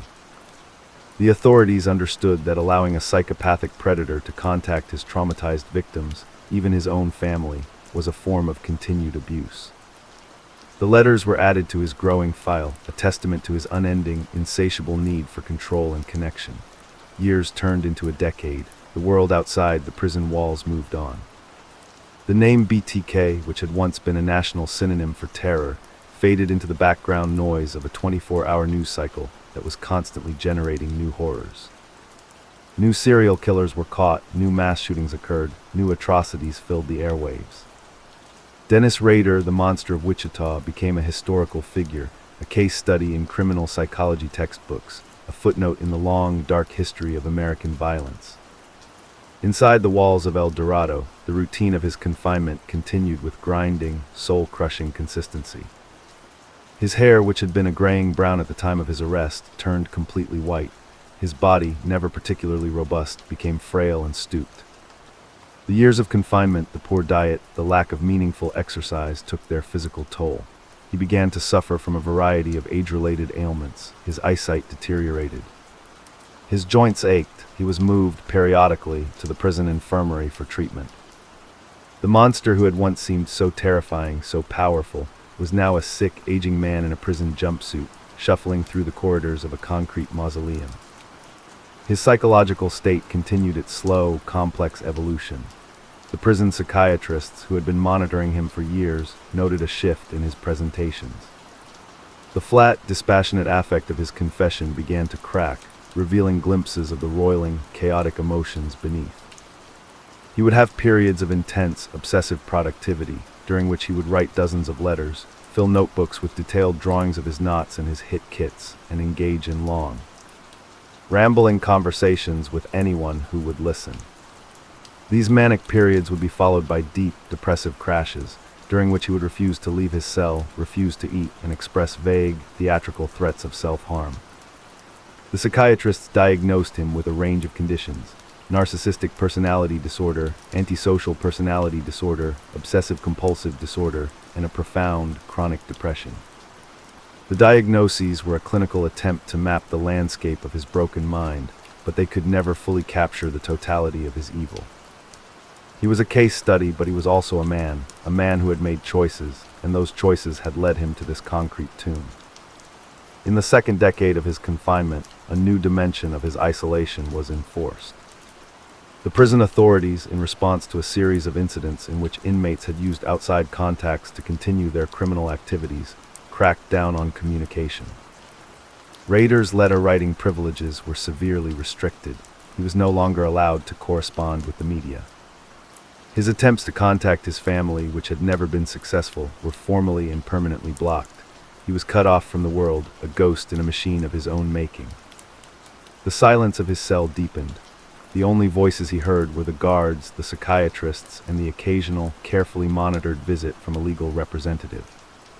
The man who had once demanded an audience for his horrific performances was now performing in an empty theater, his voice absorbed by the sound-swallowing walls of his cell.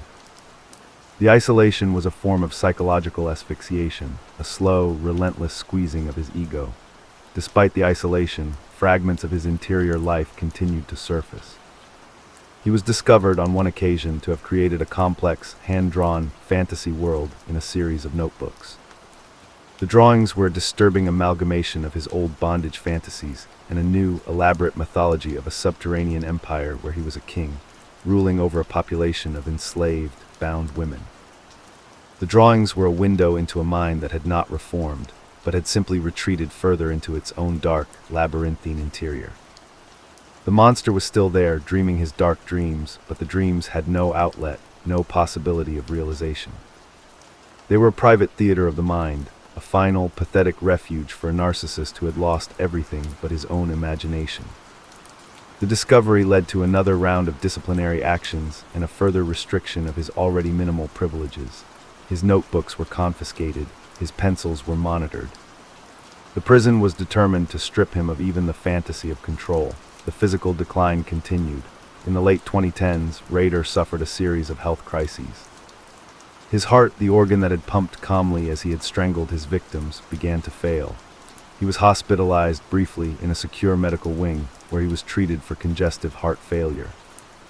The sight of him, an elderly, frail man in a hospital bed, shackled to the rails, was a stark, almost incomprehensible contrast to the image of the phantom who had terrorized Wichita. He was no longer a monster, he was a patient, a dying, pathetic, lonely patient. The families of his victims, when informed of his declining health, had a complex range of reactions. Some felt a grim satisfaction, a sense of cosmic justice. Others felt nothing at all, their emotional reserves long depleted by decades of grief. Charlie Otero, the man who had lost his entire family, simply stated that he felt no joy in the suffering of another human being, even the man who had destroyed his life. The statement was a testament to a profound, hard-won humanity that stood in stark contrast to the monster's complete absence of it. The final chapter of Dennis Rader's story is not a dramatic one. There is no final, tearful confession of remorse. There is no grand moment of redemption. There is only the slow, grinding, bureaucratic process of a life winding down in a concrete box. The man who called himself BTK, who had once held a city captive with his taunting letters and his monstrous acts, is now a forgotten relic, a ghost haunting a prison cell, waiting for the only release the state of Kansas will ever grant him, his own death. The letters that occasionally still emerge from his cell, when he is granted a sliver of writing privilege, are rambling, disjointed, and often focused on petty complaints about the prison food or the temperature of his cell. The grandiosity is gone, the theatricality is gone. What remains is a bitter, broken, profoundly boring old man, a bureaucrat of death who has been outlasted by the very system he once mocked. The silence of his cell is a monument to his failure. He had sought immortality through terror, but he had achieved only a living death, a slow, anonymous decay in a maximum security tomb. The monster in the end had been consumed not by justice, but by time, by silence, and by the profound, unending horror of being trapped forever with the only person he had ever truly loved. Himself. The impact of his crimes, however, does not decay. It has a half-life that extends across generations, a silent, invisible radiation that continues to poison the lives of those he touched. The children of the victims, now adults with families of their own, carry the trauma in their DNA, in the stories they were told, in the silences that filled their childhood homes. The city of Wichita, a place of deep, Midwestern resilience, still bears the scar tissue of his reign. The houses where the murders occurred have been demolished or remodeled, the physical locations of the horror erased, but the psychic geography of the city is permanently altered. Every locked door, every security system, every parent who holds their child a little tighter at night is a small, enduring monument to the fear he created. The Boy Scouts of America, an organization he infiltrated and corrupted, continues to grapple with the legacy of having harbored a monster in its ranks. Christ Lutheran Church, the source of the metadata that caught him, was eventually demolished, the congregation unable to sustain itself under the weight of its association with such profound evil. The building is gone, but the questions it raised about the nature of faith, community, and the hidden darkness that can lurk in the heart of a seemingly good man continue to resonate. The Wichita Police Department, and specifically the men and women who worked the BTK case, have their own complex legacy. Ken Landwehr, the detective who dedicated his life to the hunt, retired from the force a hero, but he carried the weight of the case with him until his death in 2014. The foxhole, the cramped, windowless office that was the nerve center of the investigation, was dismantled, its contents transferred to a museum, a testament to the long, grinding work of justice. The case revolutionized the use of digital forensics in law enforcement, becoming a textbook example of how a seemingly minor technological mistake can bring down even the most careful of criminals.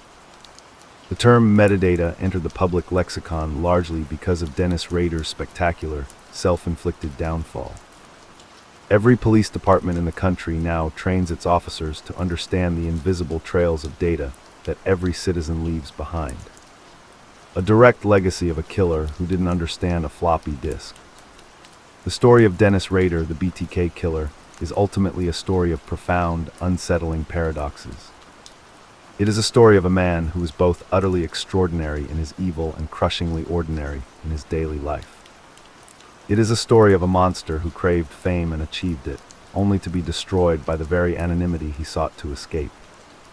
It is a story of a predator who was a master of physical control, undone by a piece of digital information he could not see, could not touch, and could not understand. The floppy disk, that purple square of 1990s technology, sits in an evidence locker somewhere, a silent, unassuming monument to the end of a reign of terror. It is a reminder that even the most carefully constructed double life has cracks, and that in the modern world, those cracks are often digital. The ghost in the machine was not just the metadata that caught him. The ghost in the machine was Dennis Rader himself, a man who was never fully present in his own life, a phantom drifting through a suburban landscape, a hollow vessel filled with dark fantasies. The machine, in the end, was not just the computer that betrayed him. The machine was the entire, elaborate, meticulously maintained apparatus of his double life, a machine that ran for 31 years before a single, tiny, overlooked component, a purple plastic disc, caused the entire structure to collapse. He sits now in his cell, the hum of the fluorescent lights the only sound, a ghost who has finally, irrevocably, been trapped in his own machine, waiting for the silence to be made permanent. The fluorescent lights in the El Dorado Correctional Facility never turn off. They dim slightly during the designated sleeping hours, a mockery of nightfall, but they never extinguish. This is by design. Darkness in a maximum security prison is a luxury, a commodity denied to men who have forfeited every comfort. The perpetual twilight is a form of sensory deprivation, a constant, low-grade assault on the circadian rhythms of the human body. For Dennis Rader, inmate number 83,707, the unending light was a peculiar form of torture. It robbed him of the shadows he had once used as his camouflage, the darkness he had slipped through like a phantom during his decades of hunting. Now he was perpetually illuminated, a specimen under a microscope, every twitch and mutter observed and catalogued by the silent, ever-present eye of the institution. The years had accreted like sedimentary layers, one indistinguishable from the next. The first decade of his confinement had been a period of adjustment, a slow, grinding process of psychological erosion. The second decade, which he was now deep into, was something else entirely. It was a calcification. The man who had once been a shapeshifter, a master of dual identities, was now a fixed, rigid entity, a fossil embedded in the concrete strata of the prison. His body, which had begun its decline in the late 2010s, continued its slow, inexorable betrayal. The congestive heart failure that had landed him in the secure medical wing was a chronic condition. Managed with a cocktail of medications delivered to his cell in a small paper cup 3 times a day. The medications kept his heart pumping, but they could not reverse the damage that decades of suppressed rage, festering fantasies, and the profound stress of his double life had inflicted on his cardiovascular system. He was a man living on borrowed time, his body a failing machine that the state of Kansas was obligated to maintain until its natural expiration.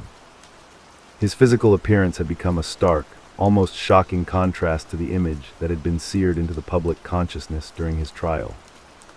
The paunchy, bespectacled bureaucrat who had calmly described the hanging of children had been replaced by a gaunt, hollow-cheeked specter.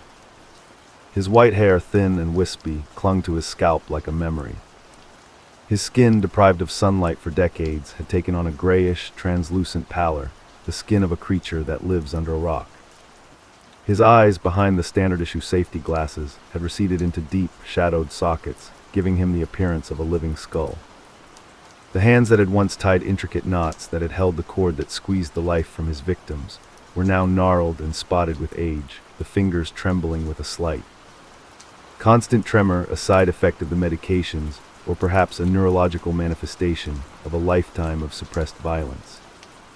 He shuffled when he walked, a slow, deliberate gait that was part physical frailty, part institutionalized caution. The predator had become prey not to other inmates. He was still kept in protective custody, isolated from the general population, but to time itself.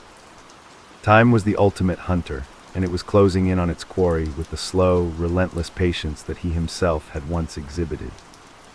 The protective custody wing, his home for over 2 decades, was a world unto itself, a sealed ecosystem of the damned. It housed a small, fluctuating population of inmates who, for various reasons, could not survive in the general population. There were former law enforcement officers, their presence a dark irony that Rader undoubtedly appreciated. There were informants, men who had traded information for leniency, and now lived under the constant threat of retribution. There were sex offenders, particularly those whose crimes involved children, who were marked for death by the prison's brutal honor code. And there was Dennis Rader, a category unto himself, a hybrid monster whose crimes spanned multiple categories of horror. The wing operated on a rigid, unyielding schedule. Wake up at 6:00 a.m. Count at 6:30. Breakfast at 7:00, delivered through the slot in the steel door, a tray of powdered eggs, stale toast, and lukewarm coffee. The food was fuel, nothing more, its blandness a form of sensory deprivation in itself. After breakfast, the cells were opened for a 2-hour period of dayroom access. The dayroom was a small, concrete-walled common area with a few bolted-down tables and chairs, a television mounted high on the wall behind a thick sheet of plexiglass, and a single, barred window that looked out onto the interior corridor. The television was a source of constant, low-level conflict among the inmates. The channel was chosen by a vote that was often rigged or ignored, and the content was a stream of game shows, soap operas, and sensationalist news programs that filtered the outside world into a digestible, emotionally flat gruel. Rader, in his early years, had been an avid consumer of the news, scanning the broadcasts for any mention of his own case, any flicker of his fading fame. Now, he barely glanced at the screen. The world had forgotten him, and he had, in a sense, forgotten the world. The other inmates in the protective custody wing regarded Rader with a complex mixture of emotions that ranged from clinical curiosity to visceral disgust. He was a celebrity in the inverted universe of the prison, a man whose name had once been a national byword for terror, but celebrity in prison is a dangerous currency. Some inmates sought him out for conversation, drawn by the macabre fascination of speaking with a genuine monster. They would ask him about his crimes, his methods, his mindset. Rader, ever the lecturer, would often oblige, his voice falling into the familiar, flat, professorial tone he had used in his confession. He would discuss the intricacies of his knots, the planning of his projects, the psychology of his Factor X persona. He was a museum docent of his own evil, and these conversations were a form of sustenance for his starving ego. However, the conversations were always fraught with unspoken tension. The other inmates, even those who sought him out, held him in a profound contempt that was barely concealed beneath a veneer of polite inquiry. They were criminals, but they had their own codes, their own lines that they believed they would never cross. Rader had crossed every line, and in the moral calculus of the prison yard that made him a pariah, even among pariahs. He was tolerated, but he was never accepted. He was a specimen to be studied, not a comrade to be befriended. The isolation was most acute during the long hours in his cell. The cell, after 2 decades, had become an extension of his own psyche, a physical manifestation of his internal world. The walls were covered with the detritus of his confined life. Legal documents, the endless paperwork of his failed appeals, were stacked in neat, obsessive piles on the small desk. The appeals process had been a long, futile exercise in legalistic narcissism. Rader, representing himself after a series of public defenders had withdrawn from his case, had filed motion after motion, arguing that his confession had been coerced, that his legal representation had been inadequate, that the judge had been biased. Each motion was a carefully crafted document, filled with arcane legal jargon and rambling, self-serving narratives. Each motion was denied. The courts had no interest in revisiting the case of Dennis Rader. The evidence against him was a mountain, and his own detailed, voluntary confession was the peak of that mountain. The legal system had chewed him up and spit him out, and the denials were a constant, stinging rebuke to his sense of intellectual superiority. Next to the legal documents were his notebooks. The prison, after the discovery of his elaborate fantasy world in the early 2010s, had heavily restricted his access to writing materials. But he was still allowed a limited number of notebooks and pencils, which were closely monitored. The notebooks were a window into the labyrinth of his mind, a labyrinth that had grown more twisted and claustrophobic with each passing year. He no longer wrote about his crimes with the detached, clinical pride of his early confessions. The writings had become more fragmented, more disjointed, a stream of consciousness that veered between mundane complaints about prison life and dark, surreal fantasies. He wrote long, rambling treatises on the nature of evil, blending his twisted Christian theology with pop psychology and his own unique brand of narcissistic mythology. He wrote letters that would never be sent, addressed to his long-dead victims, to his estranged family, to God himself. The letters were a form of phantom communication, a way of reaching out to a world that had walled him off. The most disturbing of the notebooks were the ones that contained his drawings. The drawings were crude but detailed, a visual record of a mind that was still churning with the same dark fantasies that had driven his crimes. The figures were always women, always bound, always in poses of submission and terror. The drawings were not new fantasies. They were replays of old ones, a broken record of a perversion that could no longer find an outlet. The prison psychiatrists, in their reports, noted the persistence of these fantasies as evidence that Rader had not been rehabilitated, that the monster was still alive within the decaying shell of the man. But rehabilitation was a moot point. He would never leave this prison. His fantasies were harmless now, in the sense that they could never be acted upon. They were the last flickering embers of a fire that had consumed 10 lives and an entire city's peace of mind. The silence of the cell was broken only by the sounds of the prison, a constant, low-frequency symphony of misery, the distant clang of steel doors, the muffled shouts of guards, the occasional piercing scream of an inmate in the throes of a psychotic break. These sounds were the wallpaper of his existence, a background noise that he had long ago ceased to consciously register. But there was one sound that still cut through the white noise, one sound that had the power to jolt him from his reverie and send a spike of adrenaline through his failing heart. It was the sound of a new inmate being processed into the wing, the sound of fresh meat, of a new audience, of a potential break in the crushing monotony. Each new arrival was a blank slate, a new mind to be studied, a new set of ears for his endless, self-serving narratives. The arrival of a new inmate was the closest thing to excitement that his life now offered, a pale, pathetic echo of the thrill he had once felt when stalking a new victim. The cycle of his life had been reduced to this, waiting for a new person to talk to, a new person to bore with his stories of a monster he used to be. One of the most profound and persistent themes of his internal life, as documented in his notebooks and in his conversations with prison psychiatrists, was his relationship with his family. The severing of that relationship was a wound that would not heal, a constant, gnawing source of pain and bewilderment. Paula, his wife of 34 years, had divorced him swiftly and decisively after his arrest. She had changed her name, moved to an undisclosed location, and built a new life far from the shadow of her monstrous husband. His daughter, Carrie, and his son, Brian, had done the same. They had been forced to shed their identities, to abandon their careers, their friends, their entire life histories, in order to escape the stigma of being the children of BTK. They were victims of his crimes in a very real and profound sense, their lives shattered by the revelation of his secret identity. Rader, in his cell, obsessed over their estrangement. He wrote them letters that he knew would never be delivered, begging for their forgiveness, professing his love, painting himself as a victim of his own uncontrollable urges. The letters were a masterclass in narcissistic manipulation, a toxic blend of self-pity and emotional blackmail. He could not understand why they had abandoned him. In his mind, he had been a good father, a good provider. The murders were a separate compartment, a hobby that had nothing to do with his family. The fact that his family could not accept this compartmentalization was a source of endless, aggrieved confusion for him.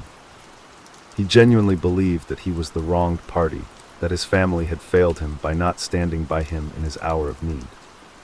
This profound lack of empathy, this inability to understand the devastating impact of his actions on those closest to him, was the purest distillation of his psychopathy.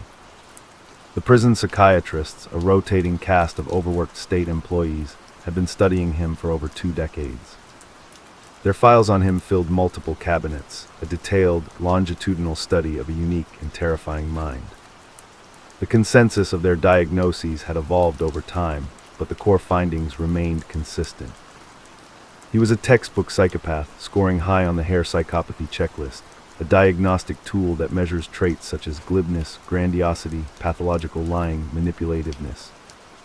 Lack of remorse, shallow affect, callousness, and failure to accept responsibility. He also exhibited strong narcissistic, obsessive-compulsive, and sadistic personality traits. The psychiatrists noted that his narcissism was the engine of his personality, a bottomless pit of need for admiration and validation that had driven his crimes and his subsequent communications with the police and media.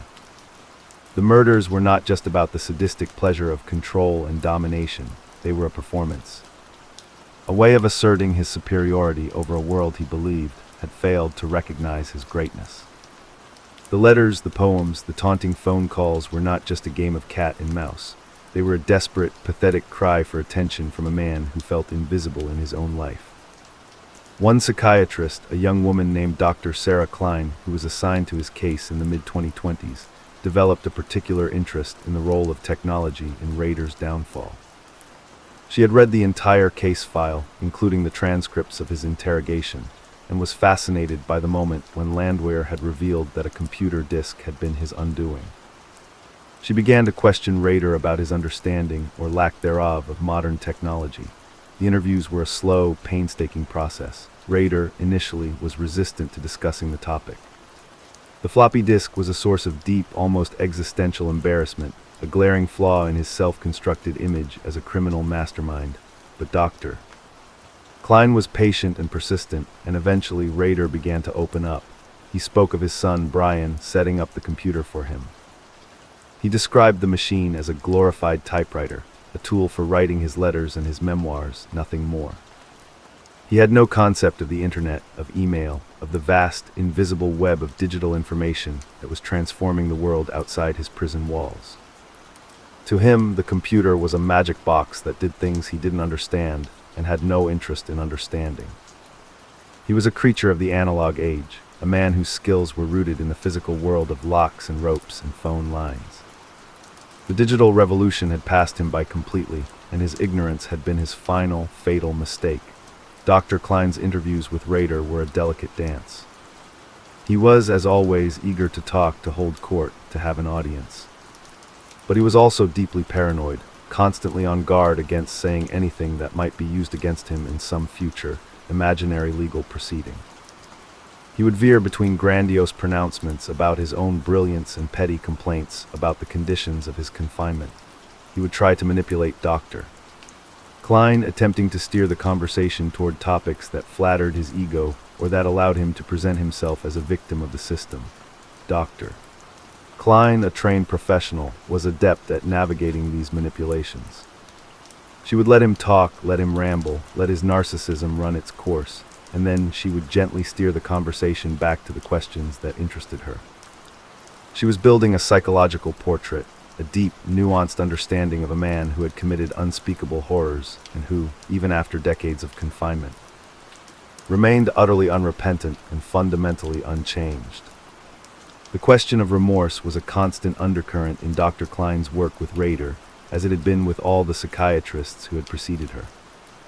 The families of the victims, the public, the legal system, all had waited for some sign, some flicker of genuine human feeling from the monster. It never came. Rader would occasionally perform what he believed was an expression of remorse, a theatrical display of sadness or regret. He would speak of his victims in a hushed, somber tone, as if reciting a eulogy, but the performance was always hollow, a mask that slipped as soon as the conversation moved on. The lack of genuine affect was the most chilling aspect of his psychology. He could describe the most brutal, dehumanizing acts with a flat, clinical detachment, and then in the next breath complain about the quality of the prison food with genuine, palpable emotion. The murder of a child was an abstract fact, a detail in a long-ago project. A cold breakfast was a real, present, and deeply felt injustice. This radical disconnect, this complete inversion of moral priorities, was the engine of his evil and the prison of his soul. In the autumn of 2030, an event occurred that briefly pierced the monotony of Rader's existence. A young, ambitious journalist named Marcus Thorne, who had grown up in Wichita in the shadow of the BTK legend, made a formal request to the Kansas Department of Corrections for permission to interview Dennis Rader.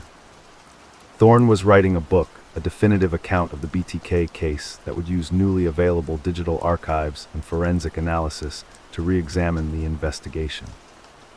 He wanted to speak to the killer himself to get his perspective, to understand the mind of the monster. The request was initially denied. The prison authorities were wary of giving Rader a platform, of allowing him to once again manipulate the media for his own gratification. But Thorne was persistent. He enlisted the support of academic criminologists and legal scholars, arguing that a recorded, supervised interview with Rader would be a valuable historical and psychological document. After months of bureaucratic wrangling, the request was granted with strict conditions. The interview would be conducted in the prison's visiting room under the supervision of a corrections officer. It would be recorded on video. The questions would be submitted in advance for review, and Rader would have the right to refuse to answer any question. The resulting footage would be the property of the state of Kansas and could only be used with permission. The day of the interview arrived, a crisp, bright October morning that Rader could not feel or see from his windowless cell. He was escorted from the protective custody wing to the visiting room, a journey that required passing through a series of electronically controlled gates and steel doors. The walk was a brief, jarring intrusion of the wider prison into his narrow world. He saw other inmates, men in khaki uniforms like his own, moving through the corridors with the same slow, institutionalized shuffle. Some of them recognized him, their eyes widening with a mixture of surprise and disgust. The monster was out of his cage. The visiting room was a sterile, fluorescent-lit space divided by a thick pane of plexiglass. On one side, the inmate sat on a bolted-down stool, a telephone receiver in his hand. On the other side, the visitor sat in a similar setup. For this interview, a special exception had been made. Rader was brought into the room itself, though he remained shackled at the wrists and ankles, and a corrections officer stood against the wall, a silent, impassive presence. Marcus Thorne was waiting for him. The journalist was a man in his late 20s, with the earnest, intense demeanor of a young man on a mission. He had studied every detail of the BTK case, read every book, watched every documentary. He thought he was prepared for the encounter. But when Dennis Rader shuffled into the room, a frail, white-haired old man in a prison uniform, Thorne felt a jolt of cognitive dissonance that was almost physical. The monster of his nightmares, the boogeyman who had haunted his childhood, was just a sad, broken, elderly man. The shackles clinked as Rader lowered himself onto the stool. He adjusted his glasses, looked at Thorne with a flat, appraising gaze, and waited. The silence stretched for a long, uncomfortable moment. Then Rader spoke, his voice a dry, papery whisper, the voice of a man who had not used it in meaningful conversation for a very long time. "So," he said, "you're the one writing the book. I hope you get your facts right, the others didn't." The interview had begun, and the monster, even in his diminished state, was still trying to control the narrative. The questions Thorne asked had been carefully crafted to probe the areas that the official record had left obscure. He wanted to know about the early years, the formation of the monster. He asked Rader about his childhood, his relationship with his parents, the first stirrings of his dark fantasies. Rader's answers were a mixture of canned, rehearsed narratives and fleeting, unguarded moments of disturbing honesty. He spoke of a childhood marked by a domineering mother and a distant, passive father. He described a young boy who felt powerless and invisible, who retreated into a fantasy world of control and domination. He spoke of his early fascination with bondage, with the images of women tied up in detective magazines, with the feeling of power that came from imagining himself as the one holding the ropes. He described a pivotal moment in his adolescence, a moment he had never shared with any other interviewer. He had trapped a stray cat, bound its legs with twine, and hanged it from a tree branch. The act, he said, had given him a feeling of completeness, a sense of power that he had never experienced before. The transition from animals to humans, he explained, was simply a matter of scale, a progression along a continuum that, to him, felt entirely natural. The confession was delivered with the same flat, matter-of-fact tone he might use to describe learning to ride a bike. Thorne, taking notes, felt a cold sweat break out on the back of his neck. The banality of the evil was suffocating. The interview continued for over 2 hours, a grueling, psychologically draining journey into the heart of darkness. Rader discussed his victims not as people but as projects, each one a carefully planned and executed work of art. He spoke of his frustration with the messy ones, the murders that had not gone according to plan, the victims who had fought back. He spoke of his family with a brittle, defensive tenderness, still unable to comprehend why they had abandoned him. He spoke of the floppy disk, and for the first time, a flicker of genuine, unguarded emotion crossed his face. It was not remorse, it was shame. A deep, narcissistic shame at having been undone by something so stupid, so mundane. "I was a dinosaur," he whispered, his eyes looking down at his shackled hands. "The world had moved on and I didn't even know it. I thought I was so smart. But I was just an old man with a piece of plastic, walking into a trap I'd built for myself." The admission was the closest he had ever come to a moment of genuine self-reflection, a brief, fleeting crack in the armor of his grandiosity. But it was not a breakthrough, it was just a recognition of a tactical error, a mistake in the game. The game itself, the horror of what he had done, remained unexamined, an unquestioned fact of his existence. The interview concluded, and Rader was escorted back to his cell. Thorne packed up his notes and his recorder, his hands trembling slightly. He had looked into the abyss, and the abyss had looked back at him with the tired, watery eyes of a sick old man. The encounter would become a central chapter of his book, a chilling portrait of a psychopath in the winter of his life. For Rader, the interview was a brief, bright flare of the old attention, a reminder of the power he had once wielded. He returned to his cell, and the silence closed in around him once more. The brief intrusion of the outside world faded, and the long, slow decay resumed. The years continued to pass, each one a carbon copy of the last. The physical decline of Dennis Rader accelerated. The congestive heart failure, once a manageable condition, became an acute, life-threatening crisis. He was hospitalized again, this time for an extended period, in the prison's intensive care unit. The state of Kansas, which had spent millions of dollars to prosecute and imprison him, was now spending hundreds of thousands more to keep him alive. The irony was lost on no one, least of all the families of his victims, who watched the news reports with a mixture of bitterness and weary resignation.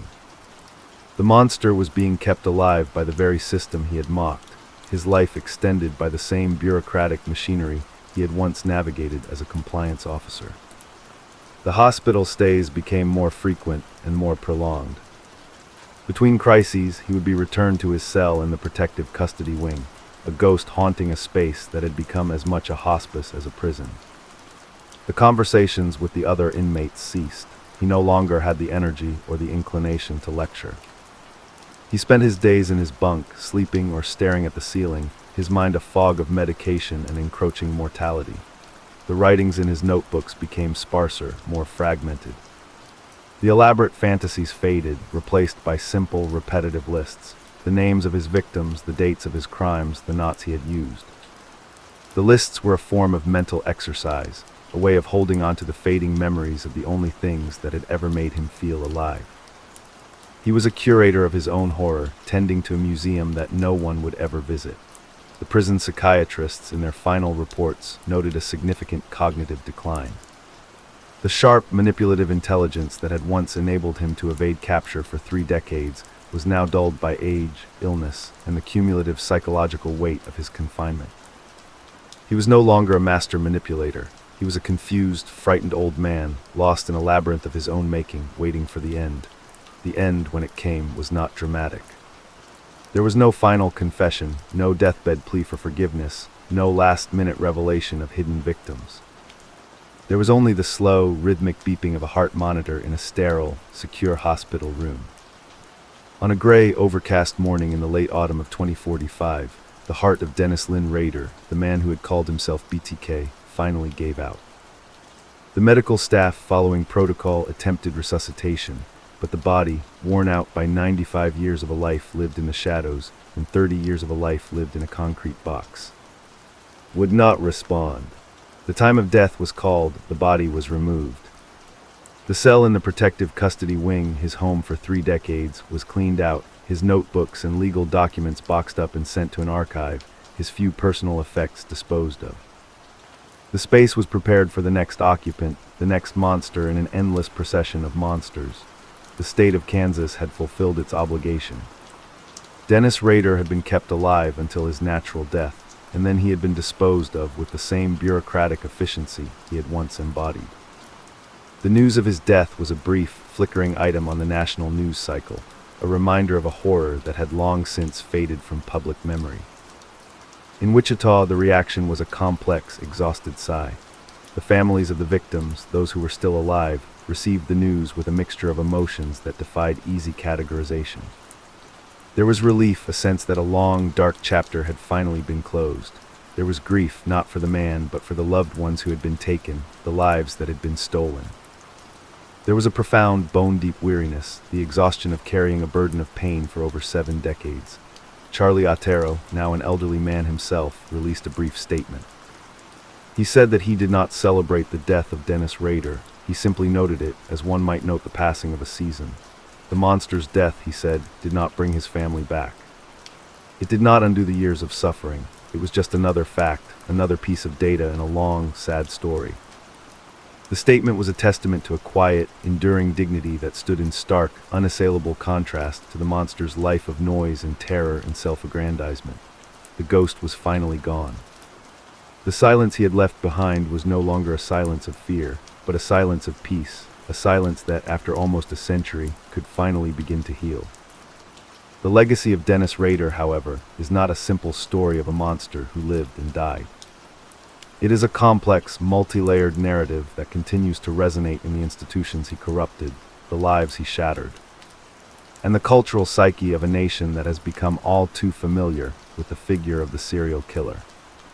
The metadata mistake on the floppy disk became a foundational case study in the field of digital forensics. Every law enforcement agency in the world now incorporates training on the invisible trails of data that every citizen leaves behind, a direct, practical legacy of Rader's spectacular, self-inflicted downfall. The case also forced a reckoning within the community of Wichita and beyond about the nature of evil and the masks it wears. Dennis Rader was not an outsider, a drifter, a social outcast. He was the president of his church council, a Boy Scout leader, a compliance officer, a neighbor who returned your stray dog. His camouflage was not a mask of charm, it was a mask of absolute, aggressive normalcy. The lesson, a deeply unsettling one, was that the monster does not always look like a monster. Sometimes the monster looks like the most boring man you have ever met, the man who complains at the city council meeting, the man who mows his lawn in perfect diagonal stripes. The story of BTK is a story about the failure of the social immune system. The inability of a community to recognize a predator in its midst because the predator was so expertly disguised as one of its own. The psychological and emotional wreckage he left behind is a testament to the profound, enduring damage that a single, profoundly broken human being can inflict.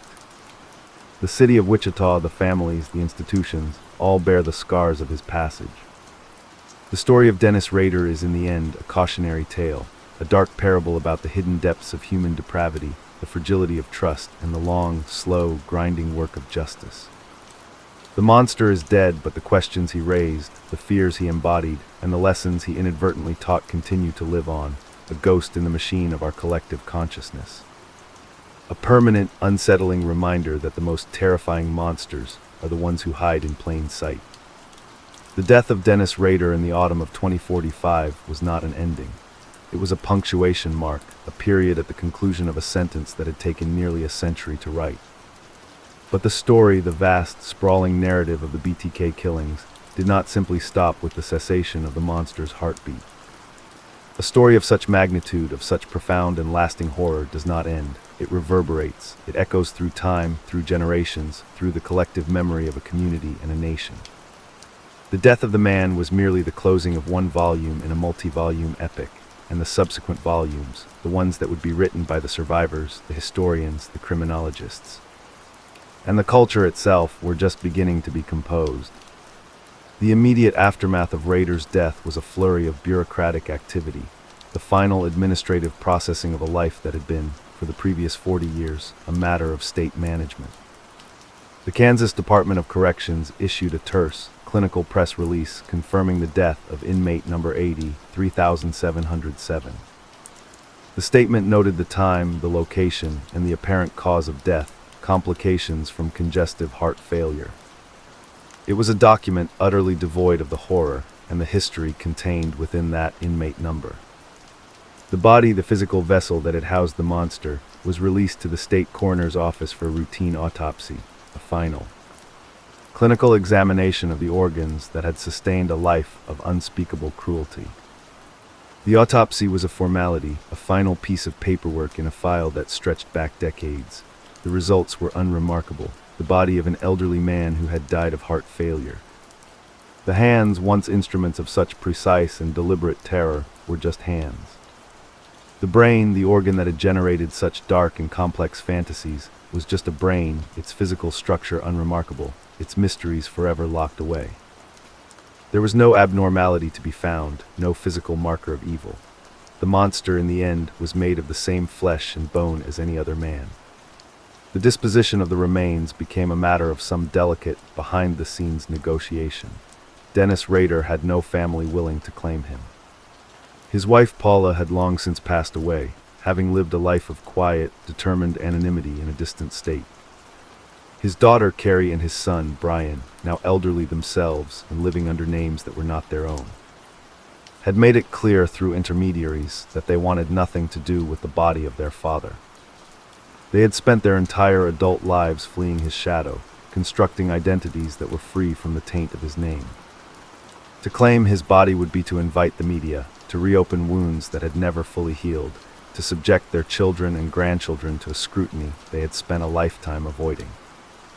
The state of Kansas, therefore, was left with the responsibility of disposing of the remains of its most notorious prisoner. The decision was made to cremate the body, a final, fiery reduction of the monster to a pile of inert ash. The cremation was conducted in a private, tightly secured facility, with no ceremony, no witnesses, no words spoken over the remains. The ashes, a gray, gritty powder that held no trace of the man who had terrorized the city, were placed in a plain, unmarked container and stored in a secure evidence facility, a final grim artifact in the BTK archive. There would be no grave for Dennis Rader, no headstone, no place for the curious or the morbid to pilgrimage. The state had decided that the monster would not be afforded even the dignity of a final resting place. He would be filed away, a closed case, a box on a shelf. The news of his death, as it rippled out through the media ecosystem, was a strange, dissonant phenomenon. In a world that had been consumed by countless new horrors, the name BTK was a historical reference, a piece of true crime trivia for a generation that had grown up long after the terror had ended. The major news networks ran brief segments, a minute or two of archival footage showing the grainy, 1970s-era police tape, the sketches of the Phantom, the iconic mugshot of the Paunchy. The spectacled bureaucrat who had been revealed as the monster. The segments were packaged with the standard true crime tropes, the double life, the taunting letters, the floppy disk mistake. The narrative had been refined over decades into a neat, digestible package, a modern horror story with a satisfyingly ironic ending. The monster undone by his own arrogance and a piece of outdated technology. The story was a perennial favorite, a staple of cable documentaries and true crime podcasts, and Rader's death was simply a new hook, a reason to retell the familiar tale. But in Wichita, Kansas, the reaction was not so simple. The city was a different place than it had been in 1974, when the horror began. The decades had transformed the prairie town into a sprawling, modern city, its skyline dotted with new buildings, its economy diversified. Its population a mix of old families and new arrivals who had no personal memory of the BTK years. For the newcomers, the name was a historical curiosity, a dark chapter in the city's past, something to be read about in books or seen in museums. But for the old families, the ones who had lived through the terror, who had locked their doors and windows, who had looked at their neighbors with suspicion, who had attended the funerals of the victims, the death of Dennis Rader was a deeply personal, deeply emotional event. It was a reopening of old wounds, a resurfacing of buried trauma. The local news coverage was extensive and somber, filled with interviews of aging detectives, retired journalists, and the now elderly family members of the victims. The tone was not one of celebration, but of quiet, exhausted reflection. The monster was dead, but the pain he had caused was still alive, still breathing, still woven into the fabric of the community. The most prominent voice in the local coverage was that of Charlie Otero. He was now an old man, his hair white, his face lined with the weight of decades of grief. He had become, over the years, a reluctant spokesman for the families of the victims, a figure of quiet dignity and profound, hard-won wisdom. He had written a book, a memoir of his life after the murders, a story of trauma and survival and the long, slow process of healing. He had spoken to countless audiences, sharing his story, advocating for victims' rights, trying to find meaning in the senseless horror that had stolen his family. When the news of Rader's death reached him, he was sitting on the porch of his modest home, looking out at the Kansas prairie that had been the backdrop to both his life and his nightmare. A reporter called, asking for a comment. Otero paused for a long moment, the silence on the phone line filled with the weight of decades. Then he spoke, his voice slow and steady. "I've been waiting for this day for a long time," he said, not with anticipation, but with a kind of dread. I knew it was coming, and I didn't know how I would feel. Now that it's here, I don't feel joy, I don't feel relief, I just feel tired. He's gone, but my parents are still gone. Josie and Joey are still gone. His death doesn't bring them back. It just closes a door I've been staring at for my whole life. The statement was a perfect distillation of the complex, ambivalent emotions that the death of a monster evokes in his victims. There is no satisfaction, no sense of justice being done. There is only the continuation of the loss, the permanent, unalterable fact of absence. The other families echoed Otero's sentiments. The adult children of Nancy Fox, who had grown up without their mother, released a statement expressing their continued grief and their hope that the death would allow them to finally, truly move on. The brother of Vicky Wedrell, who had discovered her body, spoke of the decades of nightmares that had plagued him, the endless replaying of that horrific moment. The survivors of the attacks, like Kevin Bright, the man who had been shot and left for dead, spoke of the physical and emotional scars that they carried, the constant pain, the survivors' guilt. For all of them, the death of Dennis Rader was not an event of closure. Closure is a myth, a tidy concept that does not apply to the messy, enduring reality of trauma. The death was simply a marker, a point on a long, painful timeline. The monster was gone, but the consequences of his existence were still unfolding, still rippling out through the lives of those he had touched. The institutions that had been corrupted by Rader's double life also grappled with the news of his death. The Boy Scouts of America, an organization that had spent decades trying to repair the damage to its reputation caused by the revelation that a serial killer had been one of its scout leaders, issued a brief statement reiterating its commitment to child safety and its revamped screening procedures. The statement was a piece of corporate communications, a necessary but hollow gesture.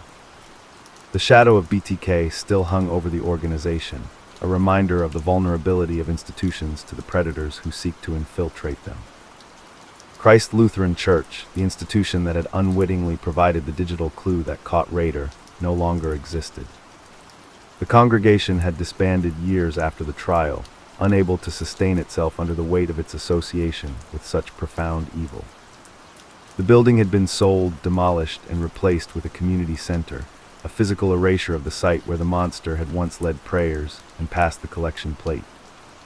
But the memory of the church and the questions it raised about the nature of faith and community lingered in the minds of its former members, a wound that no demolition could fully heal.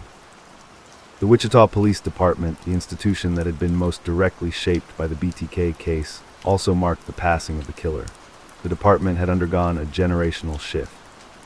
Ken Landwehr, the legendary detective who had dedicated his life to the hunt, had died in 2014, his name enshrined in the department's history. The younger detectives who had worked the final phase of the case, the ones who had been in the foxhole when the metadata breakthrough occurred, were now retired or nearing the end of their careers. The current leadership of the department had no personal connection to the BTK case. It was history to them, a chapter in the textbook of their profession. But the legacy of the case was embedded in the very DNA of the department. The training protocols, the evidence handling procedures, the entire approach to digital forensics had been shaped by the lessons learned from the BTK investigation. The floppy disk, that seemingly insignificant piece of purple plastic, had revolutionized the way the department and law enforcement agencies around the world understood and utilized digital evidence. The death of Rader was an occasion for the department to reflect on that legacy, to honor the work of the detectives who had come before, and to reaffirm their commitment to the relentless pursuit of justice, no matter how long it takes. The cultural legacy of Dennis Rader was a more complex and diffuse phenomenon. In the decades since his arrest, he had become a fixture in the pantheon of American serial killers, a name that was mentioned alongside Bundy, Gacy, and Dahmer. His story had been told and retold in countless books, documentaries, films, and podcasts. Each retelling was a new iteration of the myth, a new framing of the narrative. Some portrayals focused on the horror of the crimes, the brutality of the murders, the suffering of the victims. These were the sensationalist accounts, the ones that mined the story for its shock value, that turned the killer into a boogeyman, a figure of nightmare. Other portrayals focused on the investigation, the cat-and-mouse game between the killer and the police, the brilliant detective work that finally brought him down. These were the procedural accounts, the ones that celebrated the triumph of law enforcement, that turned the story into a satisfying narrative of good versus evil. Still others focused on the psychology of the killer, the double life, the compartmentalization, the chilling banality of the man behind the monster. These were the psychological accounts, the ones that tried to understand the ununderstandable, to peer into the abyss and make some sense of what they saw. The most enduring and influential of these cultural artifacts was the book written by Marcus Thorne, the journalist who had interviewed Rader in prison in the autumn of 2030. Thorne's book, titled The Ghost in the Machine, the definitive account of the BTK case, was published in 2032 to widespread critical acclaim. The book was a massive, sprawling, meticulously researched tome that drew on thousands of pages of newly declassified documents, hundreds of hours of interviews with investigators, survivors, and family members, and most notably, the full, unredacted transcripts of Thorne's prison interviews with Dennis Rader himself. The book was a cultural phenomenon, a bestseller that spent months on the top of the charts and was adapted into a major, award-winning documentary series. Thorne's work was praised for its depth, its nuance, and its unflinching gaze into the heart of darkness. He did not sensationalize the crimes. He did not glorify the killer. He presented the story in all its horrifying complexity, a portrait of a broken man who had broken the lives of so many others. The centerpiece of the book, the chapter that received the most attention and generated the most discussion, was the detailed account of Rader's prison confessions, the moments when the monster, in his frail, diminished state, had spoken of his shame at being undone by a floppy disk. The image of the once terrifying BTK killer, reduced to a confused, embarrassed old man bemoaning his technological ignorance, was a powerful, almost tragic figure. A stark illustration of the corrosive effects of time and the ultimate futility of evil. The publication of Thorne's book sparked a renewed wave of interest in the BTK case. A new generation of true crime enthusiasts who had not been alive during the original reign of terror discovered the story through the book and the subsequent documentary series. Online forums and social media groups dedicated to the case flourished, filled with amateur sleuths and armchair psychologists dissecting every detail of the crimes and the investigation. The case became a subject of academic study, not just in criminology and forensic science programs, but in departments of sociology, media studies, and American history. Scholars wrote papers analyzing the cultural significance of the BTK case, its role in shaping the public's understanding of serial murder, its impact on the development of modern policing techniques, and its place in the broader narrative of late 20th century American anxiety.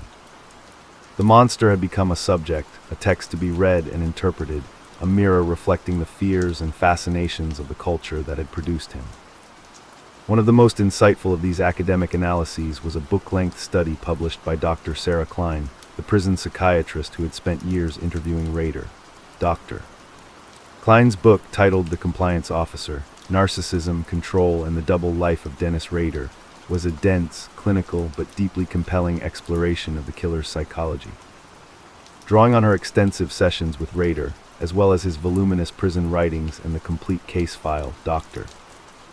Klein constructed a detailed psychological portrait of the man behind the monster. She argued that the key to understanding Rader was not his sadism, his violence, or his perversions, but his narcissism. The murders, she posited, were not ends in themselves, but means to an end, performances designed to feed a bottomless ego, to assert a sense of power and control in a man who felt deeply, fundamentally inadequate and invisible in his own life. The double life was not a burden, but a feature, a structure that allowed him to maintain the fiction of his ordinary, respectable self while indulging the grandiose, monstrous self that he believed was his true identity. The taunting letters, the poems, the phone calls were not just a game of cat and mouse. They were a desperate, pathetic cry for recognition, a demand that the world acknowledge his existence, his intelligence, his superiority. The floppy disk mistake in Dr. Klein's analysis was the ultimate narcissistic injury, a humiliating exposure of his fundamental inadequacy, his inability to keep up with a world that had passed him by. The shame he felt was not for the murders, but for the stupidity of his capture, the shattering of his carefully constructed self-image as a master criminal. The archive room is a climate-controlled tomb. It sits in the sub-basement of a nondescript government building in Topeka, Kansas. A structure of beige concrete and reflective glass that houses the bureaucratic overflow of the state's Department of Corrections and its allied agencies. The room is not open to the public. It has no windows, no decorative flourishes, no plaque announcing its significance. It is simply a room, a large, rectangular space filled with rows of compact shelving units that slide on metal tracks. A high-density storage system designed to maximize the preservation of paper in a world that has long since gone digital. The air is kept at a constant, cool temperature, the humidity rigorously controlled to prevent the yellowing and crumbling of the documents that are stored within. The only sound is the low, constant hum of the environmental control system, a white noise that swallows all other sounds, creating a sensory deprivation chamber for the written word. This is the final resting place of the BTK case file. It is not a single file, but a collection, an archive that spans decades and fills multiple shelves. There are the original investigative files from the 1970s, the paper records of a pre-digital age, filled with typewritten reports, handwritten notes, and Polaroid photographs that have faded with time. There are the files from the 1980s and 1990s, the long, quiet years when the case went cold, the folders filled with dead-end leads, re-interviews, and the periodic. Futile bursts of activity that would flare up whenever a new detective was assigned to the task force. There are the files from the 2004-2005 period, the explosion of documentation that accompanied the killer's re-emergence and his final capture, a mix of paper and early digital records. Printed emails, forensic reports, and the transcripts of the marathon interrogation sessions. And then there are the post-conviction files, the decades of legal appeals, psychological evaluations, prison disciplinary reports, and the correspondence log.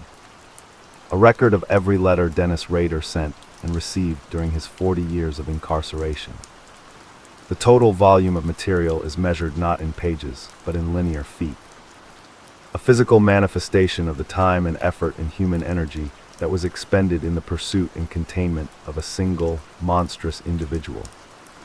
The archivist responsible for this collection is a woman named Eleanor Vance.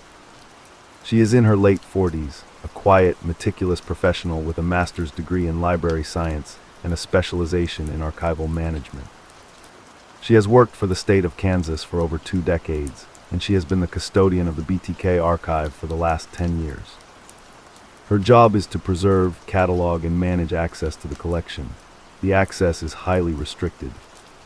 The files contain sensitive information, the names and addresses of victims and their families, graphic crime scene photographs, the disturbing psychological profiles of the killer, and the personal information of numerous individuals who were investigated and cleared. Requests for access are vetted by a state review board, and they are almost always denied. The archive is, for all practical purposes, a sealed vault, a repository of horrors that the state has decided should not be seen by the public, at least not in its raw, unmediated form. The sanitized, narrative version of the story, the one told in books and documentaries, is considered sufficient. The raw data, the primary sources, are too dangerous, too painful, too volatile to be released. Eleanor Vance understands this. She has spent enough time with the files to know the weight of the history they contain. She has seen the photographs, read the reports, touched the original letters that the killer sent to the police and the media. The paper, she has noticed, feels different. The letters from the 1970s, the ones written in the killer's neat, blocky handwriting, have a strange, almost electric quality to them. As if the madness and malice of the author has somehow imbued the very fibers of the paper with a residual energy. She knows this is a fanciful, unscientific notion, but she cannot shake it. The archive is haunted. Not by a literal ghost, but by the accumulated weight of all the suffering and terror that the documents represent. Every box, every folder, every sheet of paper is a fragment of a shattered world, a piece of a puzzle that, when assembled, reveals a picture of profound, incomprehensible evil. Her job is to keep that puzzle disassembled, to maintain the fragments in their ordered, catalogued state, to ensure that the past remains in the past, safely contained within the climate-controlled silence of the sub-basement. On a Tuesday morning in the spring of 2052, a new request for access arrived on Eleanor's desk. It was a formal, electronically submitted application from a doctoral candidate in the Department of Criminology at the University of California, Berkeley. The candidate's name was Anya Sharma, and her dissertation topic, as described in the application, was the epistemology of serial murder, knowledge, power, and the construction of the serial killer identity in late 20th and early 21st century America. The BTK case, her application argued, was a pivotal case study in her research. A unique and well-documented example of a killer who actively participated in the construction of his own public identity through his communications with the media and law enforcement.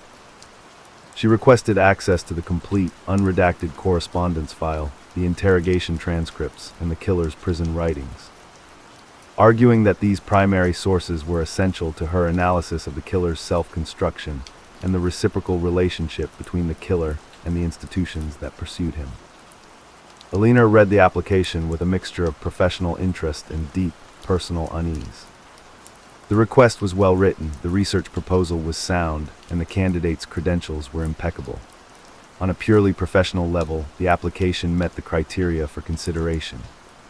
But the thought of opening those files, of allowing a young, enthusiastic researcher to immerse herself in the raw, unfiltered mind of Dennis Rader, filled Eleanor with a profound sense of dread.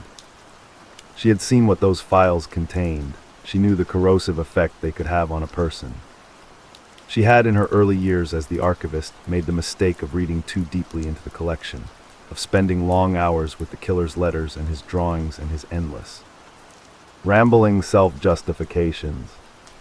The experience had left her with nightmares that lasted for months, a persistent, low-grade depression, and a deeply shaken sense of the fundamental goodness of humanity. She had learned to maintain a professional distance, to treat the files as objects to be cataloged and preserved, not as texts to be read and understood. She was a guardian of the tomb, not an explorer of its depths. The decision on the access request was not hers to make.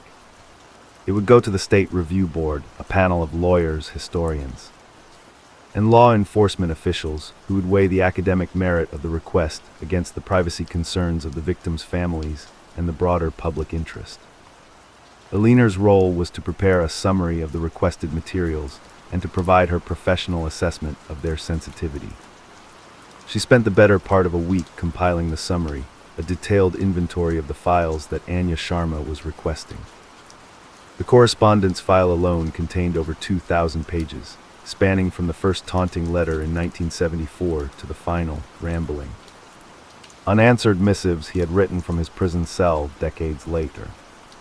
The interrogation transcripts were a verbatim record of over 40 hours of conversation between Rader and the detectives, a document that read, in Alina's opinion, like a script for a play set in hell.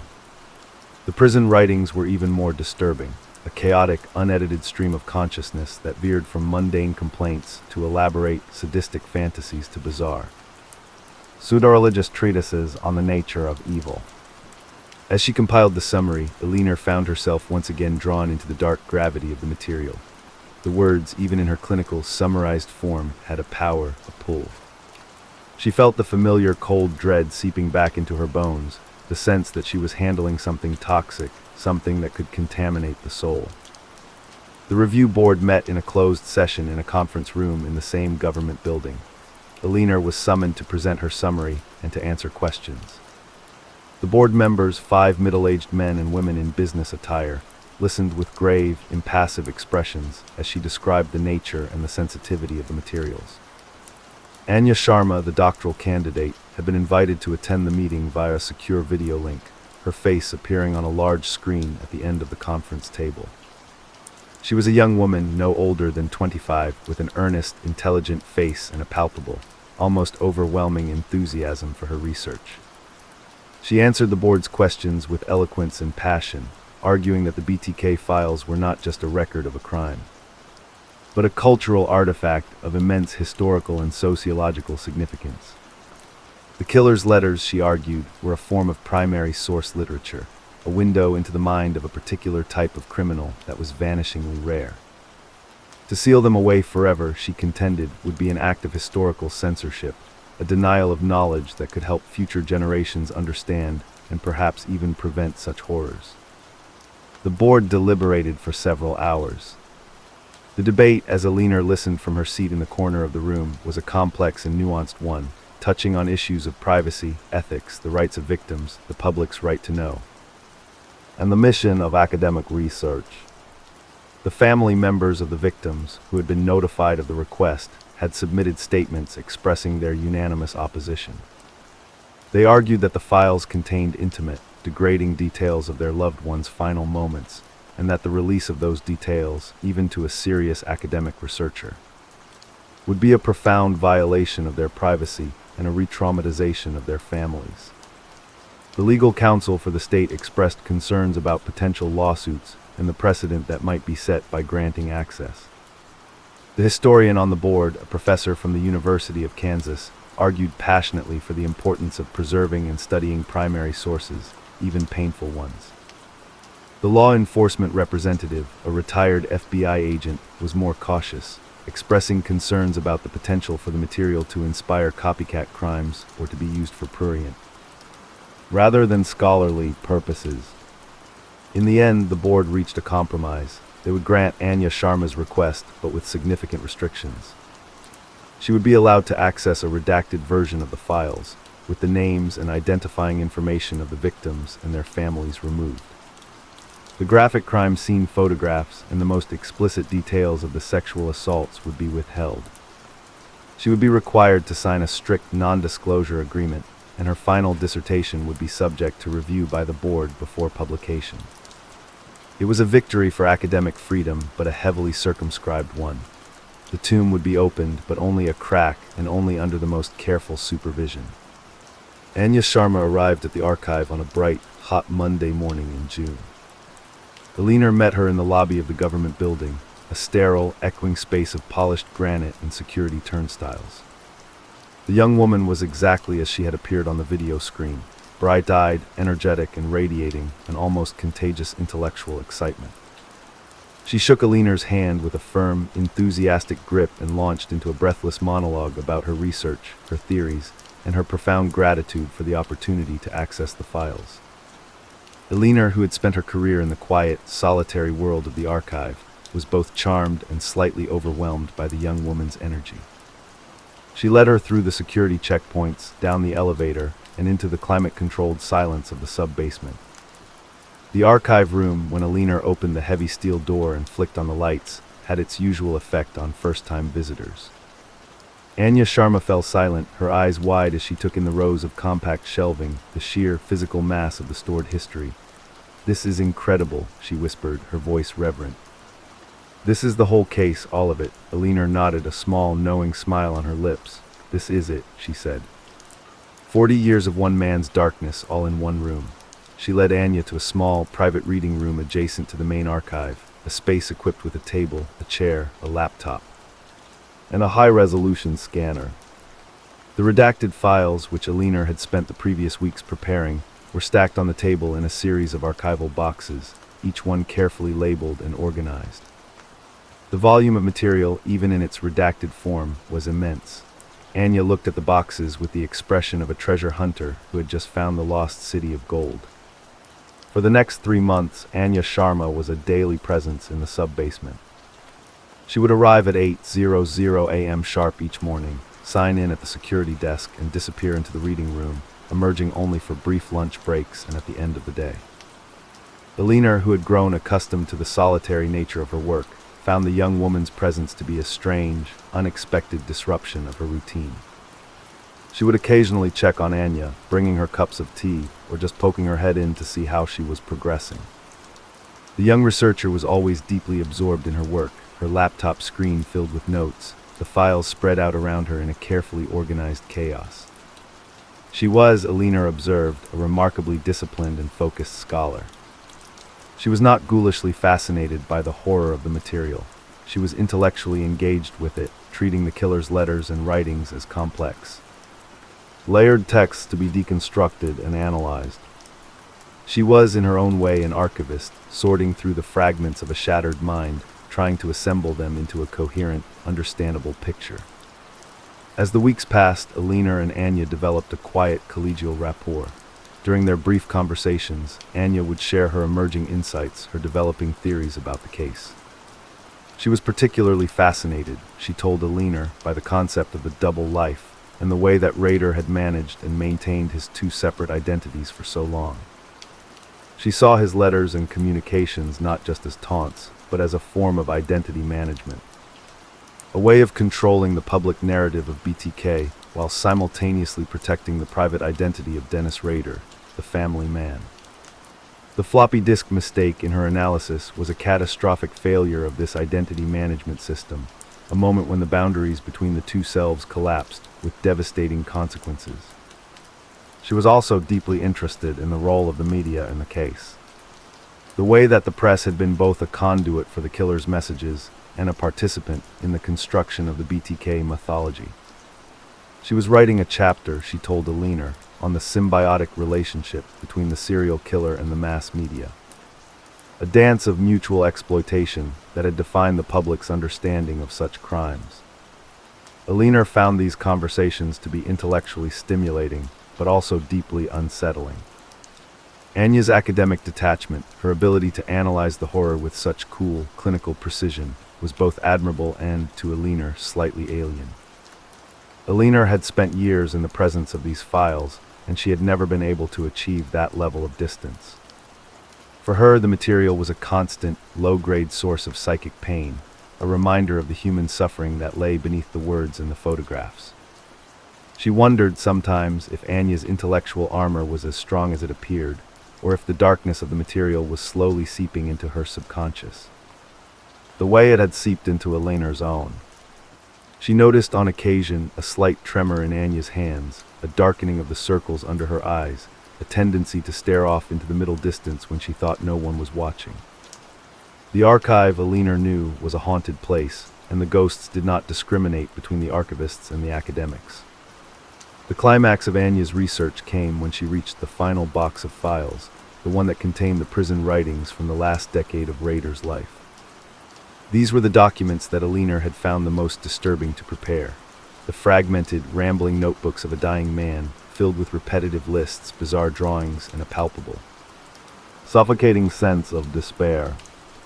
Anya spent a solid week in the reading room with this box, her usual intellectual energy replaced by a quiet, intense focus. When she finally emerged, her face was pale, and her eyes had a haunted, faraway look. She sat with Alina in the small break room, a cup of cold tea untouched in her hands. "It's the silence," she said, her voice barely a whisper. "The silence at the end, all the noise, all the grandiosity, all the letters and the poems and the taunts. It all just fades away into this, empty silence. He spent his whole life screaming for attention, and at the end there was no one left to listen. He was just a sad, broken old man in a concrete box, writing to no one, waiting to die. It's pathetic and terrifying, not because of what he was, but because of what he became." A ghost haunting his own life, Alina nodded, a profound, sad understanding passing between the two women. The monster in the end was not a monster. He was a man, a terrible, broken, empty man. And that perhaps was the most horrifying truth of all. Anya Sharma completed her dissertation the following year. It was a monumental work, nearly 500 pages long, a dense, theoretically sophisticated, and exhaustively researched analysis of the BTK case and its place in the history of serial murder. The dissertation, which was published with minor revisions as a book by a major university press, was widely acclaimed in academic circles and was nominated for several prestigious awards. The State Review Board, after a thorough and painstaking review, approved its publication without any significant redactions. The sanitized, academic version of the story was now a part of the permanent scholarly record. A definitive text that would shape the understanding of the case for generations of students and researchers. The raw files, the primary sources that had been the foundation of Anya's work, remained in the climate-controlled tomb of the sub-basement, their secrets once again sealed away from the public eye. Alina Vance continued her quiet, solitary work as their custodian, the guardian of a darkness that she had come to understand could never be fully contained or understood, only preserved in. With time and patience and a great deal of human resilience, slowly, painstakingly, defanged. The ghost in the machine was now a ghost in the archive, a specter of ink and paper, sleeping silently in the cool, dry air, waiting for the next curious soul to come and wake it from its slumber. The digital age does not forget. It is a truism that has become a cliché, a warning given to children and teenagers about the permanence of their online actions. But the full weight of that statement, its profound and sometimes terrifying implications, is rarely understood until it is confronted directly. The physical archive in the sub-basement of the government building in Topeka was a sealed vault, a climate-controlled tomb where the paper records of the BTK case slumbered in their ordered, cataloged rows accessible only to a select few. But the paper records were only one part of the story. The digital records, the vast, sprawling, and ever-expanding universe of data that had been generated by the case, were a different kind of archive altogether. They were not sealed. They were not controlled. They were, in their own way, alive, a self-replicating, mutating organism that spread through the interconnected networks of the global information ecosystem, impossible to fully contain or erase. This digital archive had its roots in the very technology that had brought Dennis Rader down. The purple Memorex floppy disk, the object that had become the iconic symbol of his capture, was a relic of an earlier, more innocent digital age. But the data it contained, the Microsoft Word document with its embedded metadata, was a harbinger of the world to come. The investigation that followed Rader's arrest in 2005 was one of the first major criminal cases to fully utilize the tools of digital forensics, and the evidence it generated was, from the beginning, born digital. The interrogation videos, the forensic reports, the scanned copies of the original letters and photographs, the prison records, the court filings, all of this material was digitized, stored on servers, backed up and inevitably shared. The case was a landmark in the history of digital evidence management, a model for law enforcement agencies around the world, and the digital archive that was created in its wake was immense. Detailed and, as it would turn out, surprisingly porous. The first major leak of the BTK digital archive occurred in 2038, 7 years before Rader's death. a disgruntled former IT contractor for the Sedgwick County court system, a man with a grudge against his former employers and a deep, obsessive interest in the case, managed to access a poorly secured backup server and download a massive trove of files. The files included the complete, unredacted crime scene photographs, the full transcripts of the interrogation videos, and a collection of Rader's prison writings that had not been intended for public release. The contractor, operating under a pseudonym, uploaded the entire trove to a dark web forum dedicated to true crime and serial killers. The leak was a seismic event in the small, insular world of online true crime enthusiasts. The files spread rapidly through the dark web, copied and shared and reshared in an endless, viral chain. The mainstream media, initially hesitant to report on the leak due to the graphic nature of the material, eventually was forced to acknowledge its existence as the images and transcripts began to surface on more accessible platforms. The fallout from the leak was immediate and severe. The families of the victims, who had been assured that the most sensitive materials would be permanently sealed, were devastated. They felt violated, their loved one's dignity and memory once again sacrificed to the insatiable public appetite for the macabre details of the case. The Sedgwick County court system launched a frantic investigation, eventually identifying and prosecuting the contractor, but the damage was done. The files were out, they could not be called back. They had become a permanent, inextricable part of the digital landscape, a ghost in the global machine that could never be exorcised. The leak was a brutal lesson in the fragility of digital security and the impossibility of true privacy in the age of the internet. The archive, once thought to be safely locked away, had been breached, and its contents were now free to circulate forever in the shadowy, unregulated spaces of the digital world. The impact of the leaked materials on the culture of true crime was significant and complex. On the one hand, the availability of the raw, unredacted files fueled a new wave of amateur investigation and analysis. Online forums and social media groups dedicated to the BTK case exploded with activity, as a new generation of armchair detectives pored over the crime scene photos and interrogation transcripts, searching for new clues, new insights, new angles on the old, familiar story.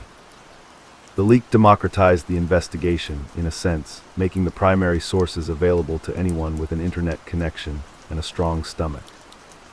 This led to a number of minor discoveries and reinterpretations, as amateur sleuths noticed details that the original investigators had overlooked or dismissed.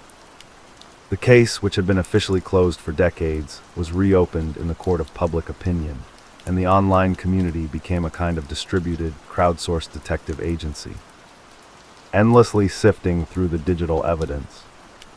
On the other hand, the leak also contributed to a darker, more prurient strain of true crime consumption. The graphic crime scene photographs, in particular, became a kind of morbid currency on the dark web, traded and collected by individuals with a ghoulish fascination with violence and death. The images were decontextualized, stripped of their evidentiary and historical significance, and reduced to pure, visceral shock value. The victims, once again, were objectified, their suffering transformed into a commodity for the consumption of strangers. This phenomenon was deeply distressing to the families and to the law enforcement officials who had worked the case, but it was also, in a sense, an inevitable consequence of the digital age. The same technology that had caught the killer was now being used to perpetuate the horror, to ensure that the images of his crimes would live on forever, a permanent, ineradicable stain on the digital landscape. The 2038 leak was not the last. Over the following decades, as the digital infrastructure of government agencies continued to evolve, and as the techniques of hackers and leakers became more sophisticated, additional caches of BTK-related materials found their way into the public domain. Each new leak was smaller and less dramatic than the first, but the cumulative effect was a steady erosion of the official control over the archive. The state's ability to manage the narrative, to decide what information was released and what was withheld, was slowly, inexorably undermined by the relentless, distributed power of the digital network. The archive was no longer a vault, it was a sieve, its contents leaking out into the world in 1,000 small, unstoppable trickles. The most significant of these subsequent leaks was a collection of audio files that surfaced in 2062, on the 100th anniversary of Rader's birth. The files were recordings of the prison psychiatric sessions between Rader and Dr. Sarah Klein, the psychiatrist who had studied him in the later years of his life. The recordings, which had been stored on a now obsolete digital format and had been forgotten in a neglected corner of a state archive server, were discovered by a data miner who specialized in excavating and restoring old digital media. The audio quality was poor, degraded by the passage of time and the limitations of the original recording technology, but the content was electrifying. For the first time, the public could hear the voice of Dennis Rader, not in the flat, controlled tones of his confession or his courtroom testimony, but in the more intimate, unguarded context of a therapeutic conversation. The recordings captured the strange, halting rhythm of his speech, the long pauses, the sudden shifts in tone, the moments when his carefully constructed mask of normalcy would slip, revealing the cold, hollow emptiness beneath. The release of the Klein recordings was a cultural sensation. They were analyzed and dissected by podcasters, documentary filmmakers, and academic researchers. They became a primary source for a new generation of psychological profilers who used them to refine and update the understanding of Rader's psychopathy.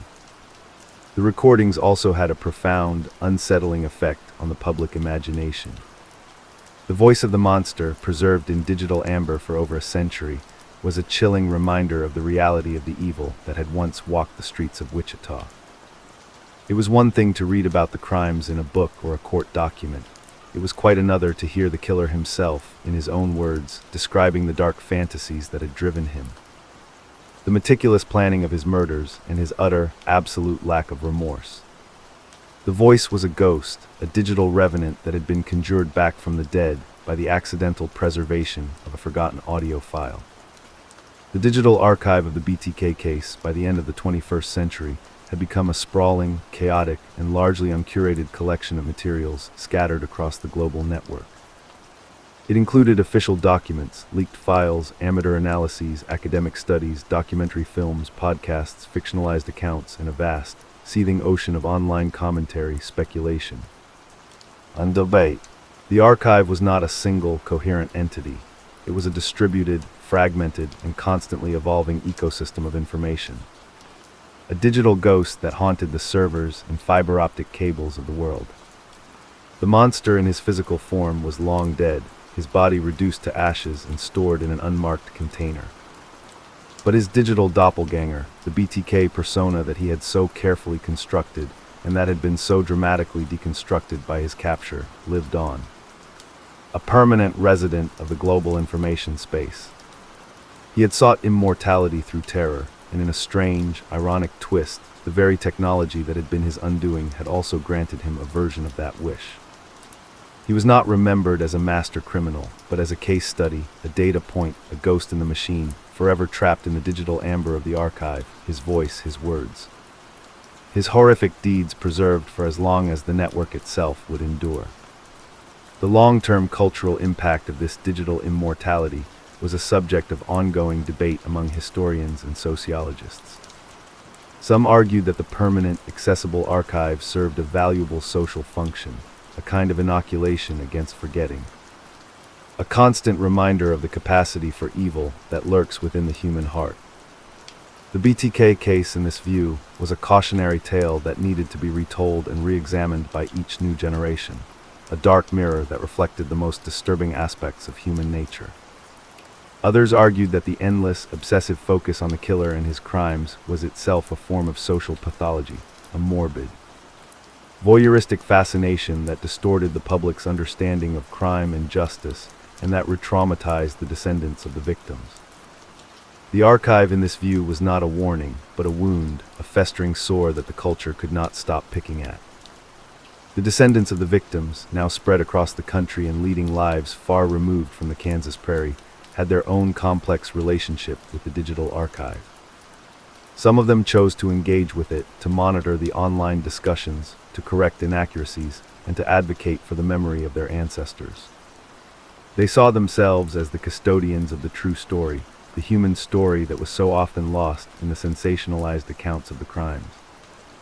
Others chose to disconnect completely, to wall themselves off from the digital noise, to build lives that were defined by the present and the future, not by the dark inheritance of the past. The digital archive was, for them, a toxic presence, a constant, unwanted intrusion of a history they had not chosen and could not escape.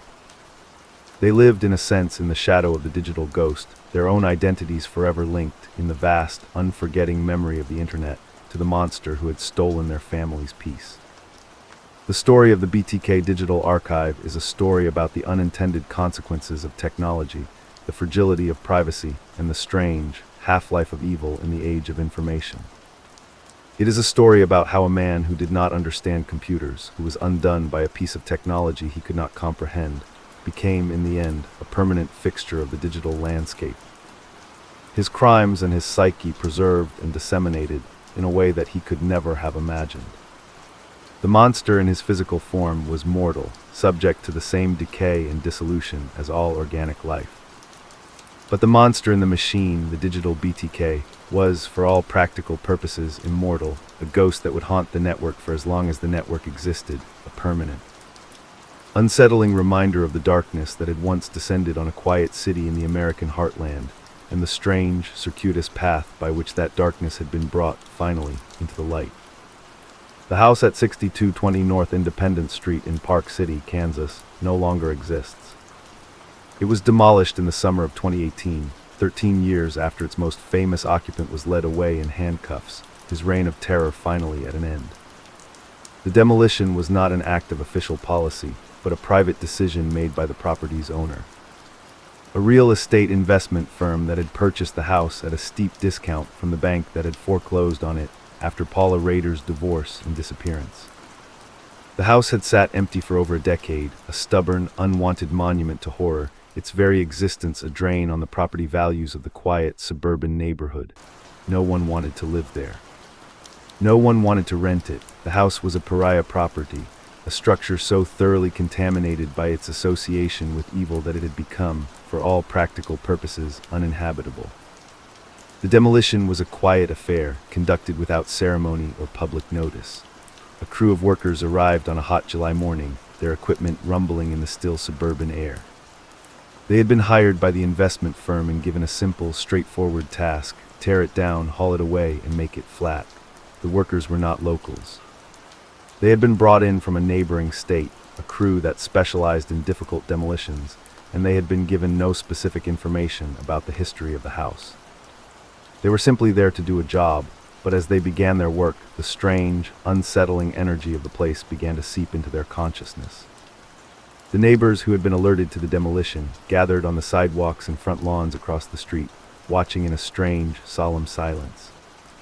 Some of them held cameras, documenting the event for posterity. Others simply stood with their arms crossed, their faces expressionless, watching as the monster's lair was finally, systematically dismantled. The interior of the house had been stripped years before. The furniture, the appliances, the family photos, the mundane detritus of a suburban life that had been a lie, all of it had been removed. Either by the family in the chaotic days after the arrest, or by the cleanup crews that had followed. The false wall in the master bedroom closet, the secret compartment where Rader had hidden his trophies, his photographs, his dark treasures, had been removed by investigators. The drywall cut away and taken as evidence. The house was a hollow shell, a skeleton of timber and drywall that nonetheless still seemed to pulse with a faint, residual malevolence.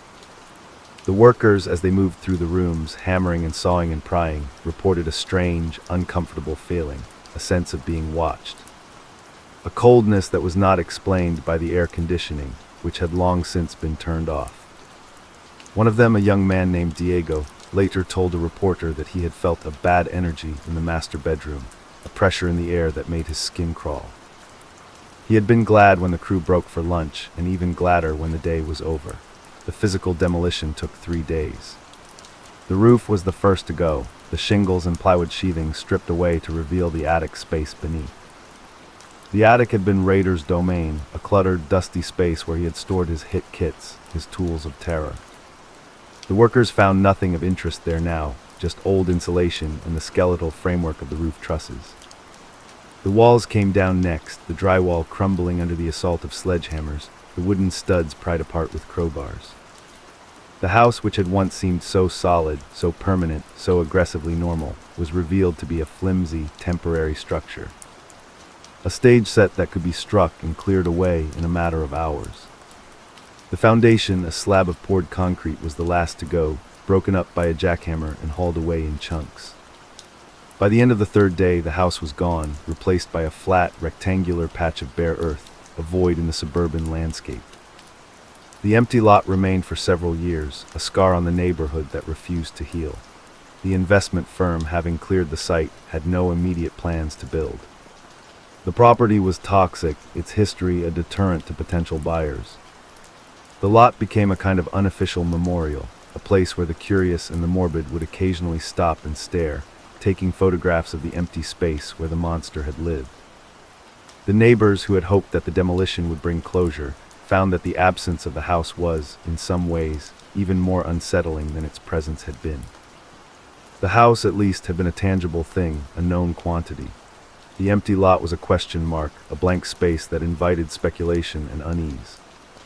It was a constant, silent reminder of the horror that had once resided there, a void that could not be filled. Eventually, in the late 2020s, a new house was built on the lot. It was a modern, energy-efficient structure, a two-story home of pale gray siding and large, sun-filled windows, designed to be the very antithesis of the dark, drab ranch house that had preceded it. The builders, a local development company, were aware of the site's history, and they went to great lengths to market the new house as a fresh start, a clean slate. They changed the address, a small but significant bureaucratic maneuver that severed the property's legal connection to its infamous past. The new house was sold to a young family, newcomers to Wichita who had no personal memory of the BTK years and who were attracted by the quiet neighborhood and the good schools. The family moved in, filled the rooms with their furniture and their laughter, and began the slow, ordinary process of building a life. The monster's lair was now a home again, a place of breakfasts and bedtime stories and the mundane, beautiful chaos of family life. The physical erasure was complete. But the psychic erasure was a different matter. The house at 6220 North Independence Street was gone, but its ghost, the memory of what it had contained, lingered in the collective consciousness of the community. The new family, the ones who lived in the gray house with the sun-filled windows, reported strange occurrences from time to time. Nothing dramatic, nothing that could be called a haunting in the traditional sense, just small, unsettling things, a door that would be found open when it had been closed. A cold spot in the corner of the master bedroom. The family dog, a friendly golden retriever, would sometimes stare at a particular spot on the wall, a low, quiet growl rumbling in its throat. The children, too young to know the history of the house, would occasionally speak of a sad man who visited them in their dreams. The parents, rational, modern people, dismissed these occurrences as the products of an old house settling, of overactive childhood imaginations. But in the quiet hours of the night, when the wind whistled through the eaves and the floorboards creaked, they sometimes felt a chill that was not entirely physical. A sense that they were not entirely alone. The psychological legacy of Dennis Rader on the city of Wichita was a phenomenon that had been studied by sociologists and urban historians for decades. The term they used was civic trauma, a collective, low-grade post-traumatic stress that affects an entire community in the wake of a profound, shared horror. The BTK years from 1974 to 2005 were a period of sustained, chronic terror, a time when the basic social contract, the trust that one's home was a safe haven, that one's neighbors were not monsters, had been shattered. The effects of that trauma, the researchers found, were measurable and long-lasting. Crime rates, particularly for violent crimes, had spiked during the active periods of the BTK killings and had remained elevated for years afterward. The rates of anxiety disorders, sleep disturbances, and other stress-related conditions in the Wichita population were statistically higher than in comparable cities without a history of serial murder. The social fabric of the city, the invisible web of trust and mutual regard that binds a community together, had been frayed by the decades of fear and suspicion. The healing of that civic trauma was a slow, generational process. The arrest and conviction of Rader in 2005 was a critical turning point, a moment of collective catharsis that allowed the city to begin the long, difficult work of recovery. The death of Rader in 2045 was another such moment, a final, symbolic closure that allowed the last of the old wounds to begin to scar over. But the scars remained. They were visible in the heightened security measures that were now standard in Wichita homes, the alarms and the cameras, and the motion sensor lights that were a permanent legacy of the fear. They were visible in the way that parents still watched their children a little more closely, the way that neighbors still looked at strangers with a flicker of unconscious suspicion.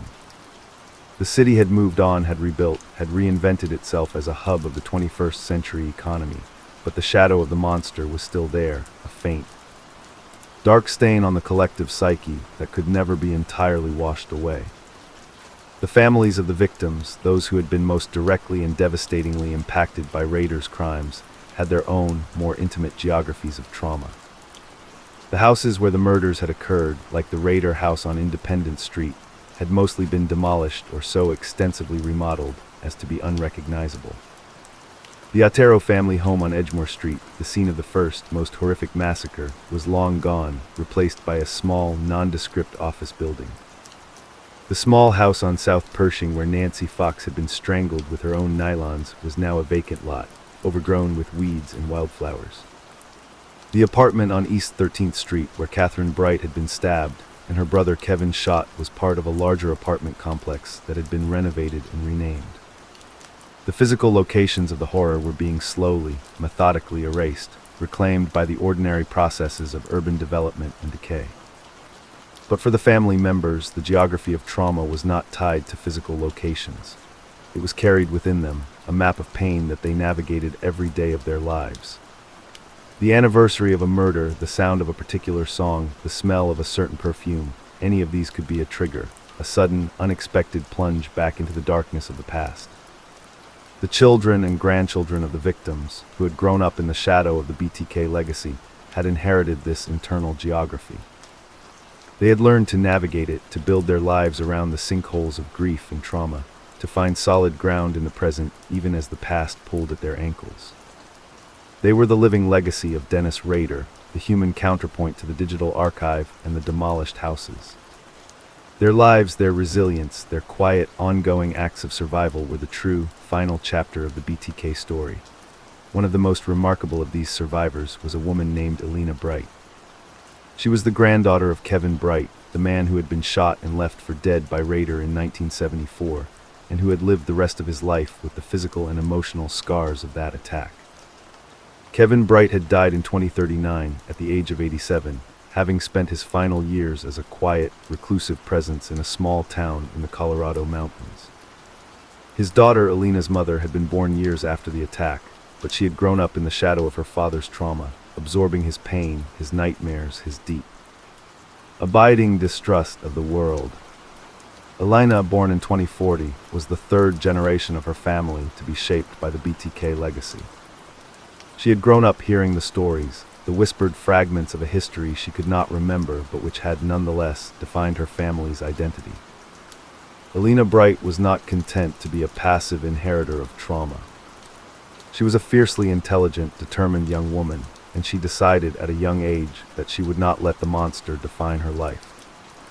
She studied psychology and social work, driven by a desire to understand the mechanisms of trauma and to help others who had been affected by violence. She became a therapist, specializing in the treatment of post-traumatic stress disorder, and she worked for years in a community mental health center in Denver, helping survivors of violent crime rebuild their lives. Her work was her answer to the monster, a way of transforming the dark legacy of her family's past into a force for healing and good. She never forgot the history, but she refused to be imprisoned by it. She had, in her own words, taken the poison and turned it into medicine. In her 50s, Elena Bright wrote a memoir. It was not a true crime book, not a rehashing of the gruesome details of the BTK killings. It was a personal, introspective account of what it meant to grow up as the grandchild of a victim, to carry the weight of an inherited trauma, and to find a path through that darkness toward a meaningful, compassionate life. The book, titled The Scars We Choose, was published in 2092 to modest but positive reviews. It was praised for its honesty, its emotional depth, and its refusal to sensationalize the horror that had shaped her family's history. The book was a quiet, powerful testament to the resilience of the human spirit, a counter-narrative to the endless, ghoulish fascination with the killer and his crimes. It was a story not about the monster, but about the people who had survived him, and the ways in which they had chosen to live their lives in the aftermath of the unimaginable. The publication of The Scars We Choose was a minor literary event, but for the community of BTK survivors and their descendants, it was a landmark. It was the first time that one of their own had told their story, not to satisfy the public's morbid curiosity, but to speak to the reality of their lived experience. The book sparked a quiet, private conversation among the scattered, disconnected families, a sense of shared recognition and solidarity. Elena Bright, in her quiet, determined way, had become the unofficial spokesperson for a generation that had been defined by a tragedy they had not personally experienced. She had given voice to the unspoken, had named the unnamed, and in doing so, had helped to heal a wound that had been festering for over a century. The monster's legacy, she had proven, was not just one of pain and loss. It was also one of strength, of survival, and of the stubborn, enduring human capacity to choose hope over despair. The courtroom of the Sedgwick County Courthouse is a space designed for endings. It is a room of heavy, dark wood and solemn, echoing silence, a stage upon which the final acts of human dramas are played out with ritualistic precision. The judge's bench, elevated and imposing, dominates the room, a symbol of the authority of the state to render judgment, to conclude, to close. The jury box, empty during the non-trial proceedings, sits to the side, a silent reminder of the community's role in the administration of justice. The gallery, the rows of hard wooden benches where the public sits, faces the bench, a space for witnesses, for family, for the curious, for all those who come to see the end of a story. On a gray, overcast morning in the late autumn of 2095, 121 years after the first BTK murder, the courtroom was filled to capacity for a proceeding that was, in its own way, a final act. The occasion was not a trial. There were no living defendants left to try. The monster, Dennis Rader, had been dead for 50 years. The last of his victims' immediate family members, the ones who had personally known and loved the murdered, had also passed on. The last living person with a direct, personal connection to the BTK case was Charlie Otero's youngest granddaughter, a woman named Maria, who was now in her late 80s and who had been an infant when her grandfather had died. She was present in the courtroom, a frail, white-haired figure in a wheelchair, accompanied by her own children and grandchildren. She was the last living link to the Otero family, the last person on earth who could say, with any personal authority, "I remember my grandfather telling me about his mother, his father, his little brother and sister, and the monster who took them from him." The proceeding was a hearing, convened by a federal judge with a special mandate to resolve the final, lingering legal questions surrounding the BTK archive. The central issue was the disposition of the physical artifacts, the paper files, and the evidence objects that had been stored in the climate-controlled sub-basement in Topeka for over half a century. The digital archive, of course, was beyond the reach of any court. It had long since escaped into the wild, a self-sustaining, self-replicating entity that existed in 1,000 different servers and 1,000,000 different hard drives around the world. The court could no more control the digital archive than it could control the weather. But the physical archive, the boxes of paper and the bags of evidence, were still under the jurisdiction of the state, and a decision had to be made about their ultimate fate. The arguments presented to the judge were a distillation of a debate that had been raging for decades. On one side were the historians and the criminologists, represented by a coalition of universities and research institutions. They argued that the BTK archive was a historical and scientific resource of incalculable value, a unique, irreplaceable record of a landmark criminal case that had shaped the development of modern law enforcement and forensic science. To destroy the archive, they argued, would be an act of historical vandalism, a willful destruction of knowledge that would deprive future generations of the opportunity to study and learn from the past. They proposed that the archive be transferred to a secure, academic facility where it could be preserved and studied under strict ethical guidelines. with continued protections for the privacy of the victims' families. On the other side were the descendants of the victims, represented by a small, dedicated legal team that had been working on their behalf for years. Maria Otero, the last living link, was the named plaintiff in the suit, but the legal team represented the interests of all the families, a scattered, diverse group of individuals who were united by their shared, inherited trauma. Their argument was simple, direct, and emotionally devastating. The archive, they argued, was not a collection of historical documents, it was a collection of human remains. The crime scene photographs were the final, intimate images of their loved ones, captured in moments of unspeakable terror and degradation. The letters and the writings of the killer were a record of his monstrous, unrepentant gloating. The continued existence of these materials, even under lock and key, was a source of constant, gnawing pain for the families. A wound that could never fully heal as long as the evidence of their loved ones' suffering was preserved in a government vault. They asked with a simple, heartbreaking eloquence that the archive be destroyed, that the photographs be burned, the letters shredded, the evidence objects incinerated. That the monster's legacy in its physical form be finally, completely, and irrevocably erased from the face of the earth. The judge, a woman named Patricia Okonkwo, was a veteran jurist with a reputation for wisdom, compassion, and a deep understanding of the complexities of the law. She had spent months reviewing the briefs, the expert testimony, and the heart-wrenching statements of the family members. She had visited the archive in Topeka, had walked through the silent rows of compact shelving, had held in her own hands some of the documents and the photographs that were the subject of the dispute. She understood the arguments on both sides. She understood the value of history, the importance of preserving the raw materials of the past for the scholars of the future. And she understood with a profound, empathetic clarity the pain of the families, the endless, corrosive suffering that was caused by the knowledge that the most intimate, horrific moments of their ancestors' lives were preserved as objects of study and curiosity. The hearing lasted for 3 days. Expert witnesses presented their arguments. Historians spoke of the unique insights that the BTK archive could provide into the criminal mind and the evolution of forensic science. Psychologists spoke of the ongoing trauma experienced by the descendants of violent crime victims, the phenomenon of post-memory, the inherited. Secondhand suffering that was as real and as damaging as the direct experience of violence. Maria Otero, in a brief, halting statement delivered from her wheelchair, spoke of her grandfather, Charlie, and the weight of grief he had carried for his entire life. She spoke of her own childhood, the stories she had heard, the nightmares she had endured, the sense of a dark, looming presence that had always been a part of her family's life. She asked the judge in a voice that was barely a whisper to let her family rest, to let the dead be dead, to let the monster's legacy finally, truly end.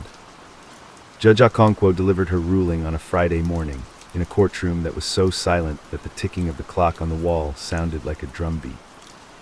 Her voice was steady, measured, and filled with a quiet, profound gravity. She began by acknowledging the complexity of the issue, the legitimate and deeply held convictions on both sides of the argument. She praised the historians and the criminologists for their commitment to the preservation of knowledge, and she acknowledged the value of the BTK archive as a historical and scientific resource. But then she turned to the families, and her voice softened, and she spoke directly to them, to the descendants of the Oteros and the Foxes and the Wedgerals and the Brights, to all those who had carried the weight of this horror for over a century. The law, she said, is a tool for achieving justice, but justice is not an abstract concept, it is a lived experience. It is measured not in the preservation of documents, but in the peace of mind of the people that the law is meant to serve. This archive is a record of a great evil. It is also a record of a great failure, the failure of a society to protect its most vulnerable members. We have learned from that failure. We have built better systems, better protections, better methods of investigation. The lessons of the BTK case have been learned and they have been applied. The archive has served its purpose. To preserve it further against the expressed, heartfelt wishes of the families of the victims would be to perpetuate a harm that the law has a duty to heal. The dead have a right to dignity. The living have a right to peace. The balance in this case is clear. The archive will be destroyed. The words hung in the silent air of the courtroom. There was no applause, no cheers. The families, the descendants, sat in stunned, tearful silence, the weight of a century of grief slowly beginning to lift from their shoulders. The historians and the academics who had expected the ruling accepted it with a quiet, professional grace. They understood that there were values higher than the preservation of knowledge, and that the dignity of the dead and the peace of the living were among them. The judge's gavel fell, a single, sharp crack that echoed through the room. The case was closed. The final chapter of the BTK story had been written. The destruction of the physical archive took place on a cold, bright day in January of 2096 at a secure state facility in a remote corner of western Kansas.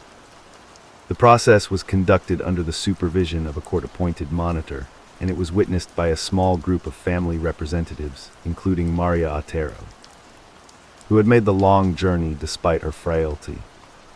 The boxes of files, the evidence bags containing the ropes and the tools and the clothing, the faded, horrifying photographs, all of it was fed, piece by piece, into a high-temperature industrial incinerator, a machine designed to reduce matter to its elemental components. The flames, intense and blinding, consumed the paper, the fabric, the plastic, transforming the physical remnants of a century of horror into a fine, gray ash. The ash was collected and, in a small, private ceremony conducted by the families, was scattered over a field of wildflowers in an undisclosed location, a place of quiet, natural beauty that would remain a secret forever. The digital archive, of course, remained. The ghost in the machine could not be exorcised by fire. The images, the transcripts, the recordings, the endless, sprawling web of data that had been generated by the BTK case continued to circulate in the global information ecosystem, a permanent, ineradicable part of the digital landscape. But the meaning of that digital archive had been subtly, irrevocably altered by Judge Okonkwo's ruling. The state, the official custodian of the historical record, had made a choice. It had chosen the dignity of the victims over the curiosity of the scholars. It had declared in a formal, legal, and binding way that the story of Dennis Rader was not a story that needed to be preserved in its raw, painful form. It was a story that needed to be allowed to fade, to lose its power, to become, in time, just another old, half-remembered tale of a darkness that had once passed through the world and had been finally overcome. Maria Otero lived for 3 more years after the destruction of the archive. She died in the spring of 2099 at the age of 92, surrounded by her family in her home in a quiet suburb of a city far from Wichita. Her last words, according to her daughter, were a simple, quiet statement of peace. "It's over," she said. It's finally over. She was the last living link to the Otero family, the last person who could remember the stories of Charlie, the boy who had come home from school to find his family slaughtered. The man who had spent his life carrying the weight of that moment. With her passing, the direct, personal connection to the BTK murders was severed. The story passed from memory into history, from the lived experience of individuals into the abstract, impersonal realm of the archive. And what of Dennis Rader? What of the monster, the phantom, the family man who had taunted the police for 30 years and had been caught by a metadata mistake on a floppy disk? His physical remains, the ashes that had been stored in an unmarked container in an evidence room, had been destroyed along with the rest of the archive, incinerated in the same flames that consumed the photographs of his victims.